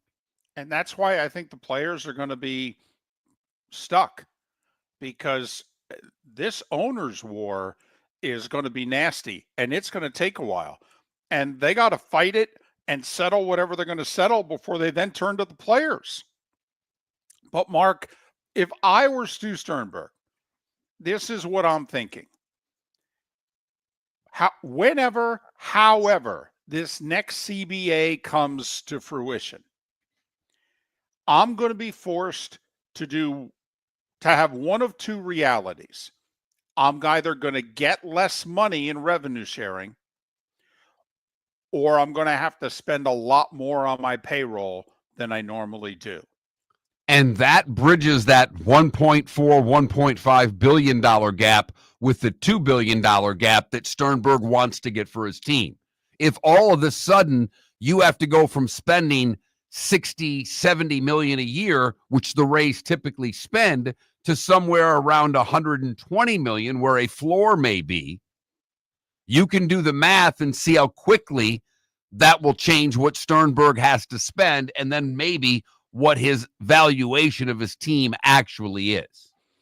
And I don't think baseball's ever going to have a salary cap, but if they did, there would be a floor in place, and I'm willing to bet a large amount of money the floor would be at least 150 million a year on payroll. which is basically $6 million, the average salary. Okay, because if baseball's going to try to cap it so that the Dodgers and the Mets and a few other teams can't be spending what they're spending, that's fine. But the union's going to be like, you do know the NFL salary cap, the floor is 85% of the ceiling. So can we do that math? I mean, think about this. Let's just say Major League Baseball wants to have 250. 250 be the hard cap. I mean, first, Mark, even if they tried, which the players would never agree to, but let's just say they wanted to agree 200 is the hard cap. The union could look at the owners and go, listen, just for 10 seconds, let's just say we're willing to go along with that. You do know the NFL cap, the floor is 85%. That means that your floor would have to be $170 million. Talk amongst yourselves and get back to us. For the record, David, it's amazing, and you may have looked at it and done a little research during the break or already know it, but your $150 million mark that you say would be the floor. Do you know if you spent $150 million, you would be 16th in baseball? Isn't that like Milwaukee? What I have in front of me, and it could be wrong, David, Milwaukee's only spending $115. Right now, the 15th highest payroll in baseball, and this is according to USA Today, a story that was put out in April. Baltimore is 15th at a little over $162 million. Seattle is 16th at a little under $147 million. So split the difference. You're at 155, and there you go. That's the boom. That's the middle of the thing. But Okay. You've got the Rays at 80. You've got the Athletics at 73. The Marlins at 67. I mean, the Pirates and White Sox are less than 90. The Guardians are right at 100. Right? Okay. Seriously, the owners are never going to agree to a floor. How many of those owners are going to stay in the baseball business? Now, you've got fan bases that would love to get rid of their current owners. They'd be like, great, let's do this. Let's get a floor. I need a new owner in Pittsburgh. I want new owners here. I want new owners there. Great. This will be the betterment of the sport. But so my thought is, Mark, I hope it happens sooner, but I really think the clock is ticking. If you're Sternberg, I don't know how you could be staring at the abyss that is December of 26 and the 2027 baseball season and not think that you're either A, going to be getting a lot less money from the rich owners and the big spending clubs, or B, really, you want to change the salary structure. Well, then there's going to be a floor, and you ain't going to have $80 million payrolls anymore. Well, and the other part of this, David, with JP mentioning the Rays are doing X number of games over the air, the money from the regional cable networks has dried up for all of these teams that are not the big boy teams. We all know who has, the Nesson with the Sox, yes, with the Yankees, what the Dodgers get. There are teams that do very well still by their regional cable networks that they own. But everybody else is in trouble going forward. They're reinventing the wheel and making sure that the revenue will still be there. So again, not to repeat myself, but it has to be repeated. The owners are not close to being in step with one another about anything going forward. They've got Fox signed through like 2028. ESPN's bailing on them. Right now, they don't have a deal to replace them, despite what they're saying. There's a disconnect with the owners on two major fronts: how much they're spending and how much they're sharing. That's before the players even ask for anything. If you're Stu Sternberg, you sure you want to own the Rays after this gets resolved? I don't think so, Mark. I really don't. I think he tries, whether it's this year, whether it's into next year. Obviously, as a businessman, you got to weigh the economy. Is he better off selling now or waiting 6 or 12 months? But I really think it's get as much as you can. You ain't going to get $2 billion. It's valued at 1.4. If somebody offers you 1.75, you unload that sucker You don't have a stadium. You have a community that doesn't want to renew your lease. You don't have a place to play in 3 years. Your business model is going to completely change. If you're Sue Sternberg, why do you want to own this team at the end of the decade? I think he's out. I'm guessing there are a lot of Rays fans that hope that you are right with that assessment. I just wonder from basketball, even though their national numbers are down, they still do nationally far better than baseball does nationally. And it's not close. Right. It's not close. So with the Roku deal being as cheap as it is for a game of the week, the Apple TV deal being as cheap as it is, the fact that no one's watching baseball on a national basis. Locally, baseball does great. We cannot emphasize it enough. Baseball is watched by the fans of their team, but the baseball fan doesn't give a rat's behind about the rest of the league until the postseason, if they care at all. I say that because what national streaming service, over-the-air channel with ESPN out, who's going to give them anywhere close to what they were getting from ESPN? I don't think anyone will. I don't. And what are we talking? 500 million? Something like that? That ESPN was giving them, and ESPN wanted to knock it down 80%. And baseball got all bent out of shape. And ESPN's like, don't know what to tell you, man. Can't afford to pay it anymore.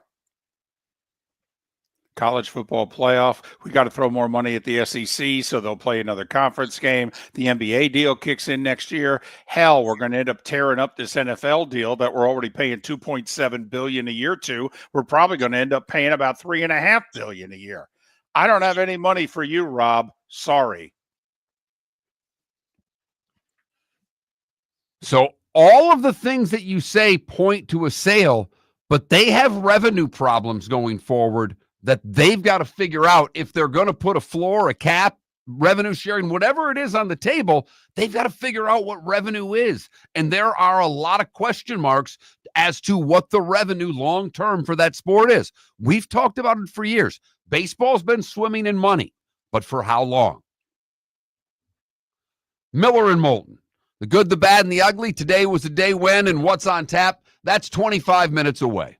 For over 50 years, the Nolan family has been dedicated to protecting local families. Nolan Family Insurance is a second-generation independent agency that specializes in home, flood, auto, and boat insurance. They take the time needed to explain your coverage options and answer your questions so you can make an informed decision that's right for you. If you're looking for an agency that treats you like family, call 941-639-1122 or go to nolanagency.com. That's 941-639-1122 or nolanagency.com. Mark Miller for Molly Maid. I've been a customer for over a year and cannot say enough good things about their service and communication. If you're a business owner, you can trust Molly Maid to do an exceptional job. Their expert team delivers tailored cleaning for whatever your needs, ensuring a pristine environment for clients and staff. Visit mollymaid.com/FT-Myers or call 239-418-0052.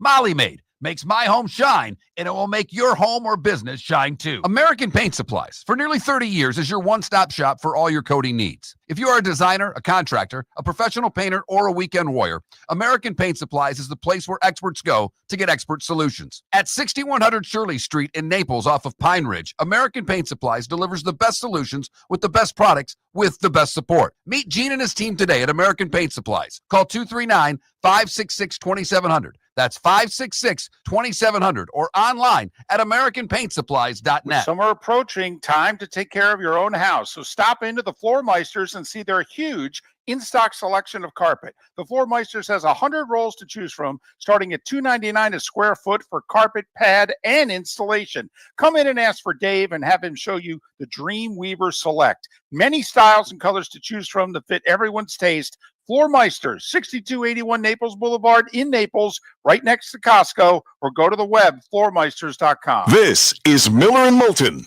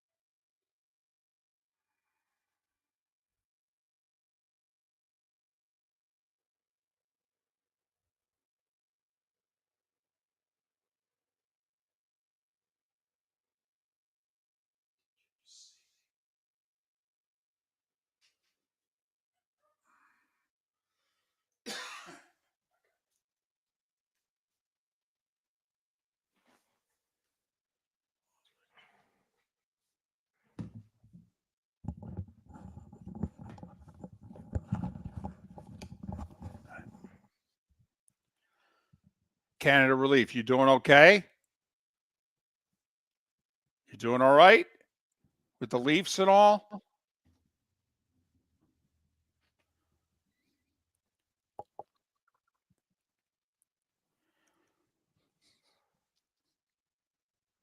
was thinking about our buddy Mac.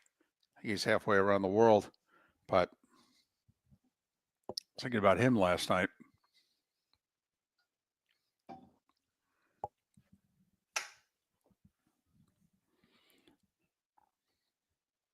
I saw the best video. I may have told you this, David. I don't know who it was. It was on TikTok. It wasn't anybody. There wasn't an influencer, I don't think. It was just a hockey fan. How I got it, I don't know. But he just made the point that if you switched everything about your team, whoever your team is in hockey, and switched it with the Florida Panthers, from general manager right on down through, it's like, wouldn't you think you had the best hockey team in the world? He goes, they're perfect. He goes, they're good. They're very physical. They're a little on the dirty side. And as a home fan, they're tough, they're dirty, they're physical. They have every attribute as a fan that you want of your team. Everyone. Yes. They're damn near the perfect hockey team. Now, they're the easiest team to hate if you root for anyone else. But they're on the short list of teams that you'd trade everything for right now in any sport. And I think they're going to be kept together for 2 more years. They're going to lose Bennett after he's an unrestricted free agent. Mark, tell me you were not watching that game, and if you're the Maple Leafs going, we'll take him. Marner, Nylander, get him the hell out of here. I'll pay that guy. I wouldn't do it. Nylander's, he had a bad game last night. Nylander's been great in these playoffs. It hadn't been his damn fault. Okay. I'm letting Tavares walk. All right. I'm letting Marner walk. See that Bennett guy? He gonna get paid. He gonna get paid. He may get 10 a year, which in hockey is big money. But he gonna get 7 at 9. He will. He'd look good in the winged wheel playing alongside of Lucas Raymond and Dylan Larkin. I'm telling you that right now. If I'm the Leafs and I'm watching that game last night, how in the world are you not offering Sam Bennett more than everybody else?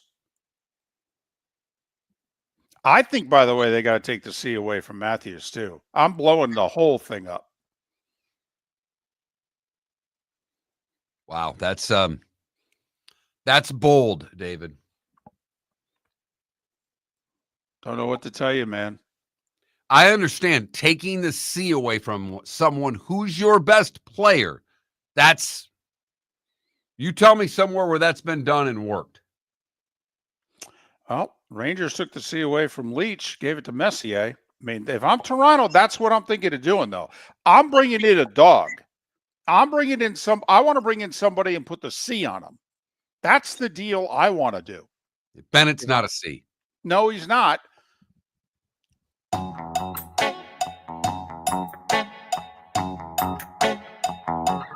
You're listening to Miller and Moulton. And now, here's Mark Miller and David Moulton. Miller and Moulton, millerandmoulton.com, Miller_Moulton on X. By the way, Dick's Sporting Goods buying Foot Locker.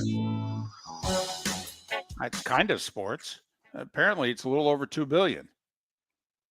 So, little business news out there. PGA's underway. Does that guy still have that schizophrenic scorecard going? I haven't checked. The guy that was in last place, tied for last at 2 over, had a very much my kind of a scorecard through 4 holes. I love a double, a bogey, a birdie, and a par. That's something I can relate to. That's fantastic. Love scorecards like that. Hey, you admitted today that yesterday you were busy. You had, things you had to do. You were picking your daughter up from gymnastics. You had the drag queen bingo. You didn't get home till, 8:30, 8:45, whatever. And, it was only like well after 9 o'clock that you went, oh, yeah, the whole schedule release thing. Because you were watching your baseball and your hockey and your hoop. Did you check out by any chance last night or this morning or even during the show, during a break, have you checked out some of the NFL teams' little 2, 3, 5-minute videos they put together for the schedule release? I have not. I do need to watch the Patriots. They had Dave Portnoy do it, and he trashed like all the opponents. That would be fun. Gruden did the Tampa one, which fascinating on a lot of levels to me. Both are, because remember, Portnoy has been at war with the NFL, so that he would And even Goodell in agree, particular. right, that he would even agree to help out an NFL team, even if he's a fan of that team. That was considered a really big thing. And obviously, Tampa and Gruden and, But let's be honest, David.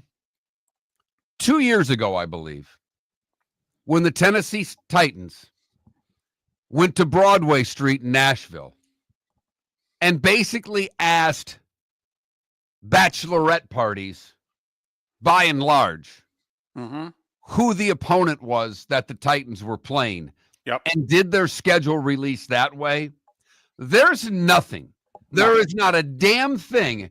As much creativity as you can do whatever you want. You can fly a damn man to the moon and let him do the schedule release from space for all I care.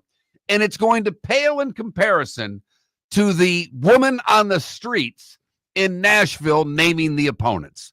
There's never been anything better. No. And I don't think there will be. I'm totally with you. I mean, they show it every year just to go, listen, I don't think we can do better than this, but this is what we did in 2023. It's still hysterical. I have to give my props to the Raiders, however. Their schedule release, it was fine.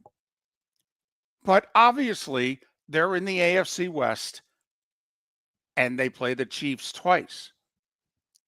Mark, when it came time to talk about the Chiefs, Penn and Teller appear, and they start magically finding flags everywhere, okay? Reaching out of people's ears, pockets, okay? Everybody's sitting there, not a flag to be seen. And Penn and Teller are walking into rooms going, we're playing the Chiefs. That's a penalty.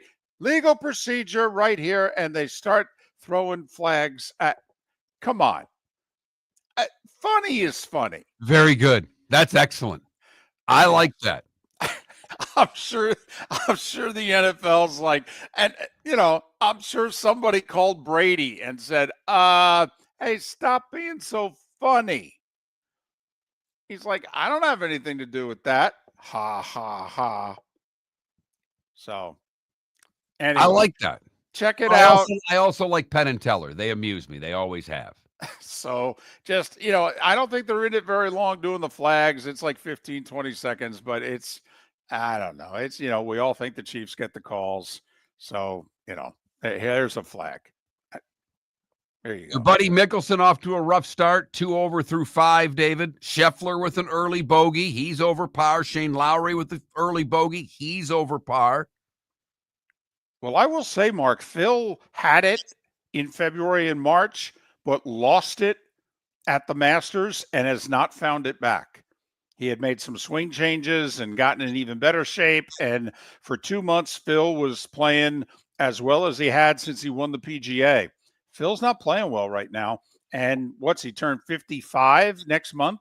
I mean, the exemption's about to end. He'll have the Open and the Masters because he won them both. But his PGA, and even though he won 2 PGAs, the second one, I think, is only 5 years. So he'll get through next year's PGA. And I think come 2027, he'll need an exemption to get into the PGA. John Rahm with an early birdie. He's 1 under. Rory is even for what it's worth. Brooks Koepka is even through 5 holes as well. Xander Schauffele with an early birdie. He is 1 under. Bunch of players 1 under. A handful at 2 under. And Ryan Fox is your leader at 3 under par. He started on the back. He has played 8 holes so far, and he is 3 under, trying to par the 18th to card a 33 on his first 9. So there you go. There was a debate, and has been all week within the golf world, as to what the winning score is going to be. Like the new number to hit to win the Masters is 11, 12 under. And sure enough, what was the playoff between Rory and Justin Rose? 11 under. And so they're debating this week at the PGA, what's the number going to be? Is it going to be high single digits, or are we going to get into double figures? I think we're going to get into double figures. I think the number is going to be 12. Well, everybody that we talked to did indicate, and we know this with majors, that today and tomorrow will be the easiest days to score. When the weekend comes, they will make the course as hard as they can make it. So I think 9, 10 can win. I don't know how deep into double digits you. If someone posted 11, David, I think they would win. Okay. And so we'll see, what's the number? And then, you take a look at your guys' score after today and, you go, oh, okay, yeah, he'll be fine. Or you look at it and you go, oh, man, 2 over. A lot of work to do. I told you I was watching that full swing, and from last year, they were focusing on Ludwig Oberg. And while the par 3 was going on, he was with his caddy going because he never played Augusta. He was going over there, going hole by hole. And they interviewed his caddy. And his caddy, I thought, made a great point. He says, you can't win a major on Thursday, but you can lose it. And pay attention to your guy today on what's supposed to be the best scoring day of the tournament and see wherever it is your guy is at the end of Thursday, because you can't put yourself in a bind on day one of a major. I thought that was an excellent point. It's obvious, but I thought it was an excellent point made by Oberg's caddy a year ago. And Straka, who went into the Masters and people were talking him up, I think he blew up on Thursday. And even though he shot well on Friday, didn't even make the cut because he blew up on Thursday. I will say the funniest response to that was Jack. I'm pretty sure it was early 80s, 83, 84. And Jack goes out and shoots 81 the first round of the Open Championship. And they're interviewing him. And he says, yeah, I know it doesn't look good, but I'm not that far out of it. And I go, what? And he goes, yeah, Watson shot whatever. He goes, I'm 7 behind Tom. And they're like, yeah, but you're like 15 off the lead. And he looked right at him. Watson won 5 of them already. He looked right at him and go, yeah, it's the Open. He said the British. It's the British Open. I see where Tom's at. That's how I know how far back I am. And I think it's an incredibly valid point by Jack in the 70s. I think we all agree that the fields are much deeper and much better now than they've ever been before. So you can't just eyeball one player heading into a major with the depth of talent that there is now on the PGA Tour. But they are underway at Quail Hollow. Miller and Moulton, thanks for listening. Whether you're chasing peak performance, reigniting intimacy, or simply want to feel your best, Game Day Men's Health creates customized game plans to optimize your health. Call 239-427-3441 for our Bonita Springs and Naples location to set up your free testosterone test and consultation. Mention Miller Moulton Radio Show for 10% off your service. Find your maximum self with Game Day Men's Health, Bonita Springs and Naples, Florida. Call 239-427-3441 today. Wine glasses never fall over until you get a brand new rug. Oh, no! Ketchup bottles act normal till you're wearing a new shirt. Oh, you kidding me? And rocks lie peacefully on the road till the day you get a brand new windshield. Then they fly up off the road and attack without mercy. That's why new windshields from Glass Doctor come with our windshield protection plan. Unlimited repairs and 1 replacement for 12 months. Don't just fix it, protect it. Glass Doctor. A neighborly company. Southwest Florida's scorching heat is on its way. Stay cool with Air Advantage. As a proud Rheem Pro partner, Air Advantage delivers top-notch air conditioning solutions to keep you cool and comfortable. Right now, enjoy 18 months, no interest, no payments on qualifying systems. Call 433-4635 today for expert installation and unbeatable comfort all summer long. Online at myaradvantage.com. Air Advantage. Call today, 433-4635. 4635. Mark Miller for Sleep Treatment Direct. They are helping me with sleep apnea. And by helping me, I mean curing me. No more CPAP machine. No more snoring. No more tossing. No more waking up exhausted. Their expert team got me the right treatment, fast and hassle-free. If you want to feel energized and get rid of your snoring, call Sleep Treatment Direct today. 444-1741. That's 239-444-1741. Sleep Treatment Direct. Sleep safe and This sound. is Miller and Moulton.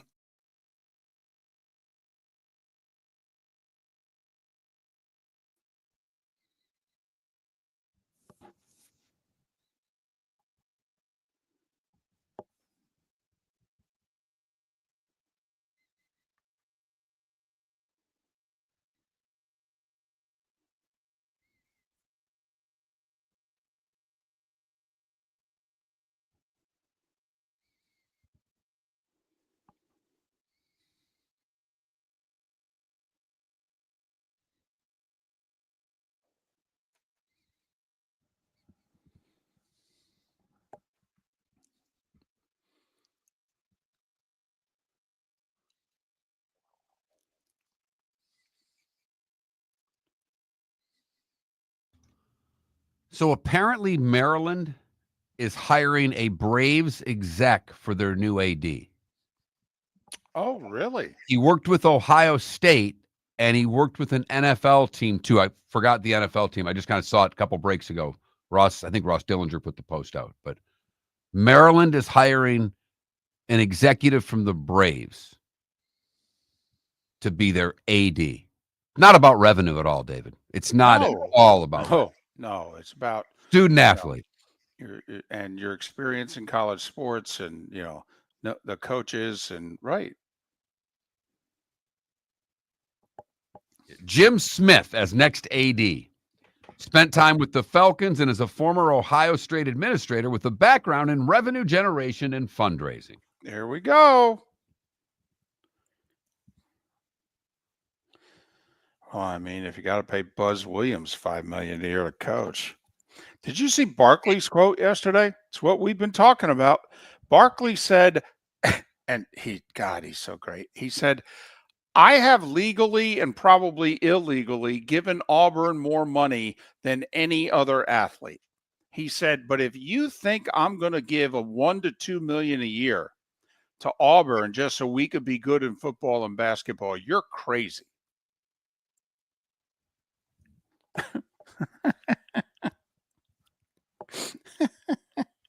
And that's why we're wondering, when does it end? In which the rich people go, I've given you enough. I can't keep doing this.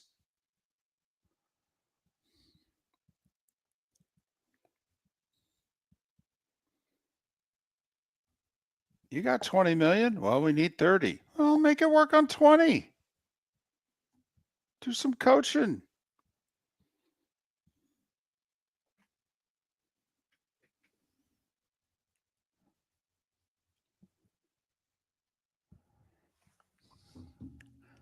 Canada Relief, you would bet $100 on the Leafs tomorrow night?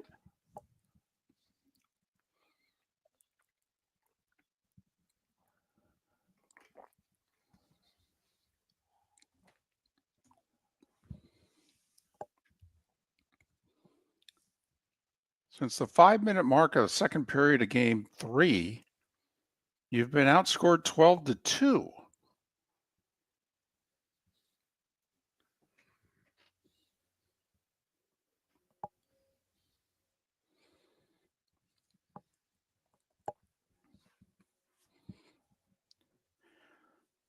Canada Relief, I think this is how Miller and Moulton's going to fill their account back up. And how much you want to bet?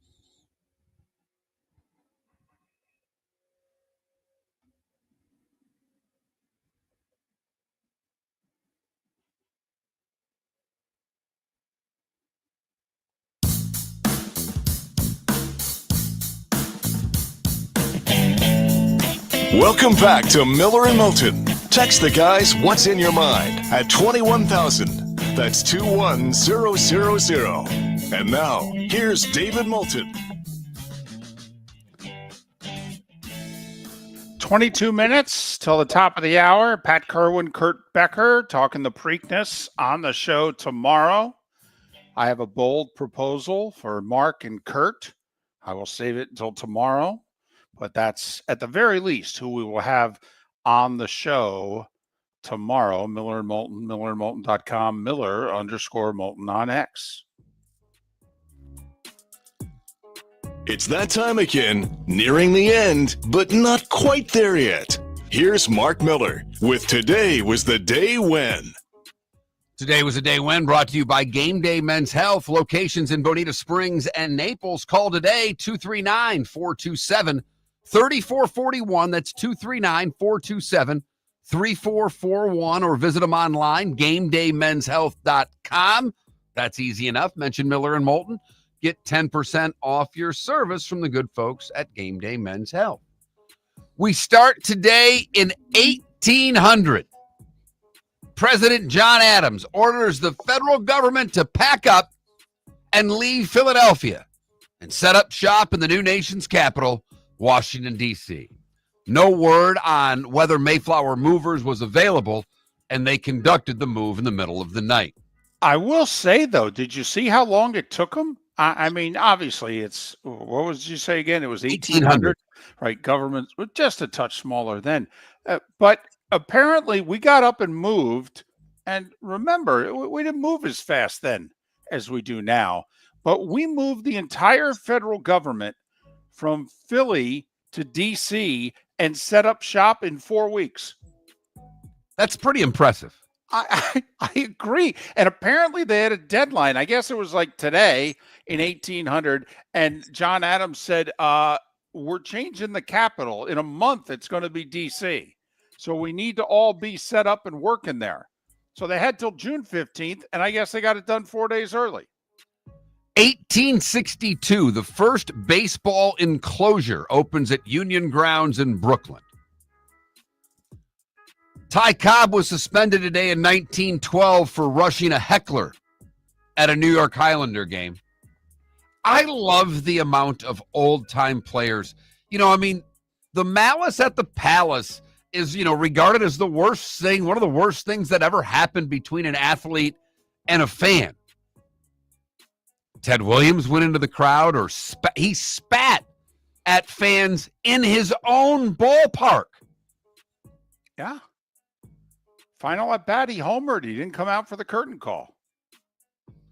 Today in 1918, Walter Johnson won a 1-0 game. He pitched all 18 innings. Today in 1940, Richard and Maurice McDonald opened their first McDonald's restaurant in San Bernardino, California. DiMaggio in 41 starts the 56-game hitting streak today. He had the only RBI in a 13-1 loss to the White Sox. Today in 44, Eisenhower, Bernard Montgomery, Winston Churchill, and King George VI discussed the plan for D-Day. Citation wins the second leg of his successful Triple Crown round with Eddie Acaro on the back of him in the 73rd Preakness today in 48. Right? It was Citation all the way to Secretariat, right? Correct. They went 25 years. Today in 1953, in his first title defense, Rocky Marciano KOs Jersey Joe Walcott. It was at Chicago Stadium. Lennon and McCartney were on The Tonight Show today in 1968. Johnny Carson had a guest host. It was Joe Garagiola. I just find that amazing. Yes. All of it. You know, Johnny, you're not going to come back for tonight. You've got Lennon and McCartney. I don't know. Kind of a big deal. Come back from vacation and they say, hey, by the way, we had a great week while you were gone. Really? Yeah. What'd you have? Well, we had Lennon McCartney Thursday. What? Nolan Ryan threw his first no-hitter today in 73. I threw 6 more. Fleetwood Mac played their first concert with Lindsey Buckingham and Stevie Nicks as members of the band today in 75. You know, Mark, that seemed to be a good decision, whoever made it back in the day. It really was. It's always tough changing band members and what have you, chemistry and what have you, sound, but that seemed to work. Paul McCartney and Stevie Wonder hit number 1 in the land with Ebony and Ivory today in 1982. Okay, tell me, brutally honest, what are you thinking about right now? You know what I'm thinking about, Piscopo and Eddie Murphy. Thank you. And if you've not seen the SNL clip of Piscopo doing Sinatra and Eddie Murphy doing Stevie Wonder, I ask you to spend a few minutes looking for it today. I think it's worth your time. It was McCartney's biggest non-Beatles hit, even though he, was pretty successful with Wings and what have you.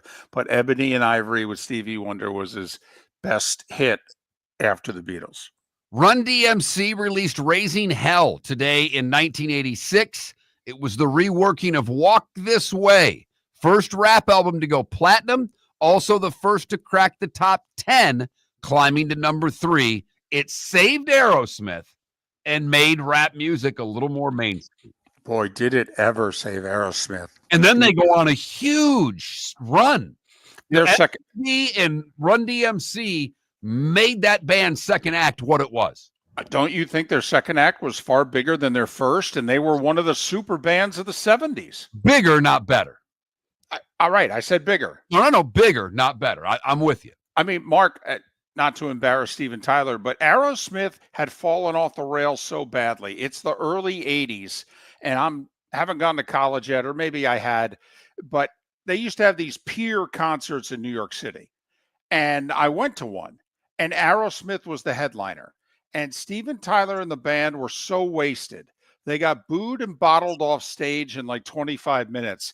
And McEnroe and Vitas Gerulaitis, and they had to grab all the people who had already performed. And they basically did like a 45-minute jam so that we all didn't demand our money back. Today in 1990, I was up, David. Were you? When Peter Klima, who had not played, if I remember, in any of the overtime periods, jumped on the ice in the third OT to score the goal to defeat the Boston Bruins. The Fog, right? Wasn't that? Yes. Was that the Fog game? I don't think it was the Fog game. I think it was the Fog series. Gotcha. And today in 2022, The Who returned to Cincinnati, Ohio for the first time since the tragic 79 concert that killed 11 concert goers. Their what number retirement tour, farewell tour is it now for the Who? Put it this way, Sugar Ray Leonard has called Pete Townsend and said, "Are you kidding me?"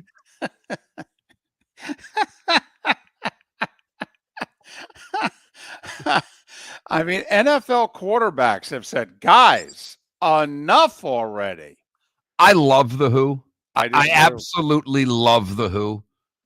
And there's no way. There's no way I could go see these. I've never seen them. Wish I would have at a different time. But no interest in spending what you're going to have to spend. Their first show's in Sunrise. The tour starts on the other coast. Ken Venturi, Madeline Albright, and Jerry Quarry would have all celebrated birthdays today. Brian Eno, who produced damn near everybody, including U2, is 77 years old today. George Brett is 72. John Smoltz, 58. Emmett Smith, 56. Desmond Howard, 55. Ray Lewis is 50 today. And Andy Murray is 38. What did I miss, David? Nothing. You took all my stuff, and I paid really close attention. All right. You took it all. Desmond's 55, huh? Looks good. Yeah. Looks good. Yes, he does. Yes, he does. Time to see life a little bit differently. Here's Mark Miller with the good, the bad, and the ugly. What you got, Mark? We go to New Jersey for the good. Yeah.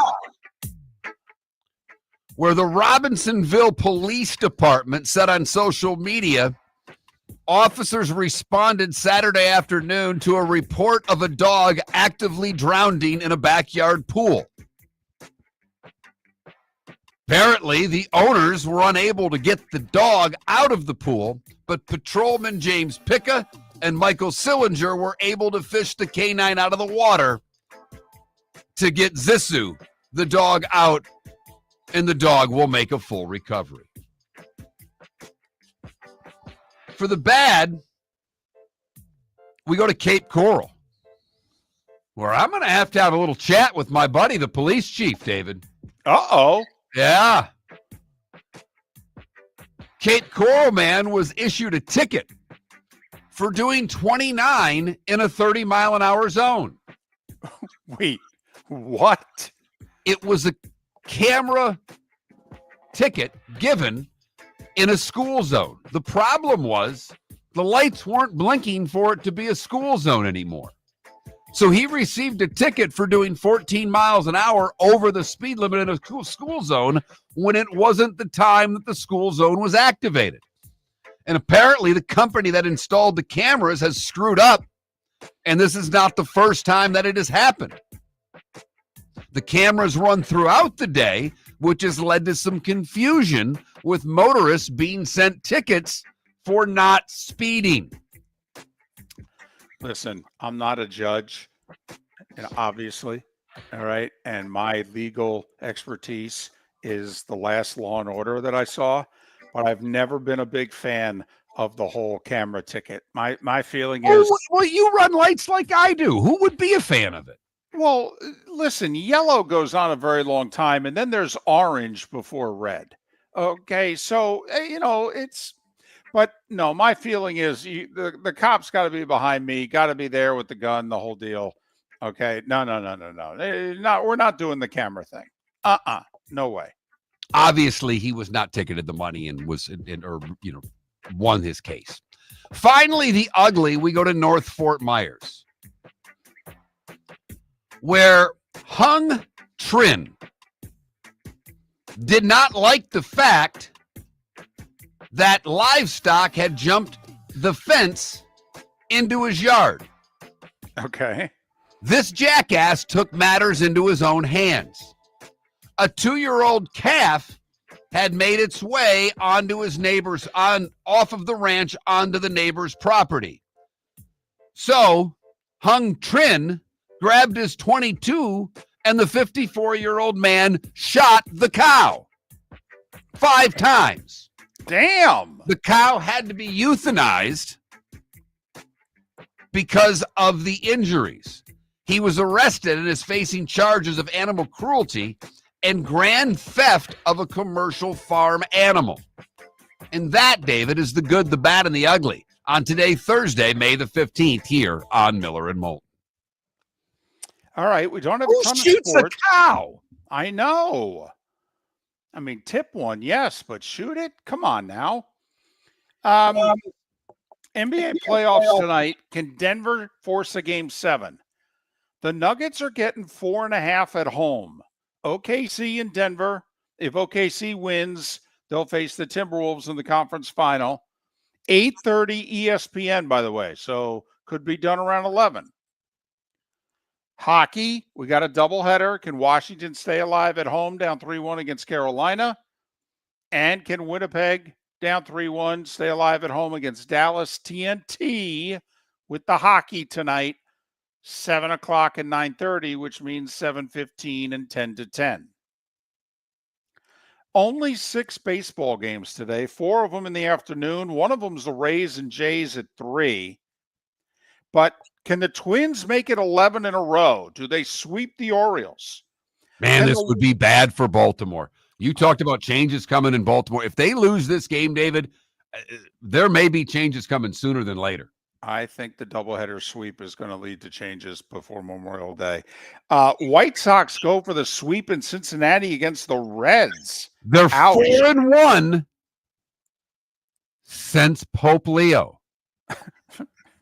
Hey, listen, if he makes the White Sox respectable and he gets the Knicks to the finals, then it's a thing. I'm telling you right now, it's a thing. So there you go. PGA underway. The featured groups on the course. You'll need ESPN Plus to watch. The four-letter network picks up their coverage live at noon from Quail Hollow.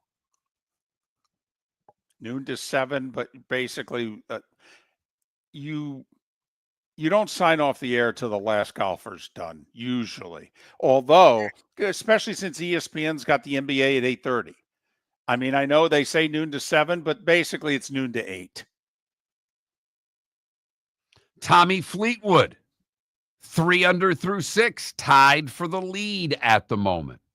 Kraig Kann was talking him up an hour and a half ago. Yes, he was.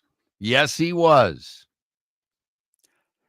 Well, thanks for listening. Pat Kerwin, Kurt Becker tomorrow. Have a great rest of your Thursday. Miller and Moulton, millerandmoulton.com. For over 50 years, the Nolan family has been dedicated to protecting local families. Nolan Family Insurance is a second-generation independent agency that specializes in home, flood, auto, and boat insurance. They take the time needed to explain your coverage options and answer your questions so you can make an informed decision that's right for you. If you're looking for an agency that treats you like family, call 941-639-1122 or go to nolanagency.com. That's 941-639-1122 or nolanagency.com.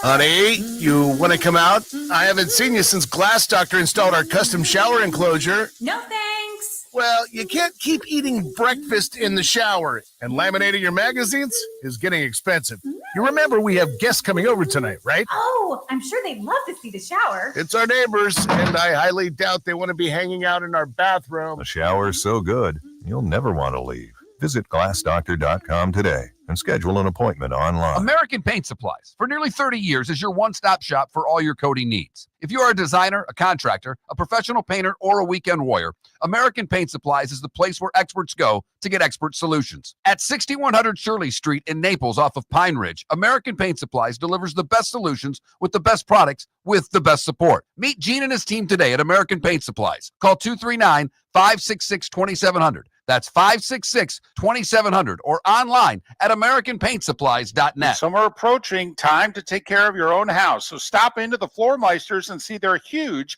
in-stock selection of carpet. The Floor Meisters has 100 rolls to choose from, starting at $2.99 a square foot for carpet, pad, and installation. Come in and ask for Dave and have him show you the Dream Weaver Select. Many styles and colors to choose from to fit everyone's taste. Floor Meisters, 6281 Naples Boulevard in Naples, right next to Costco, or go to the web, floormeisters.com. We've got a text message for Dr. Dollar. A few of my friends are taking daily Cialis or Viagra. What are the benefits and how much does it cost? Great question. Cialis, Tadalafil, and Viagra, Sildenafil are game changer for men who want better performance, stamina, and confidence. They improve blood flow, support long-lasting performance, and help you feel like yourself again. And the best part, at Revitalize Clinic, we make it affordable. Less than $1 per pill. No overpriced prescription, no hassle, just real results, American-made, at the best prices in town. Plus, with early hours starting at 5:30 in the morning, we fit your schedule. Take control of your health today. Call Revitalize Clinic at 239-277-5770. Visit revitalizelounge.com or text Dr. Dollar directly at 239-980-2302. That's 239-980-2302. Get results. Get confidence. Revitalize Clinic, because every man deserves to perform at his best without breaking the bank. Text Dr. Dollar now at 239-980-2302. This is Miller and Moulton.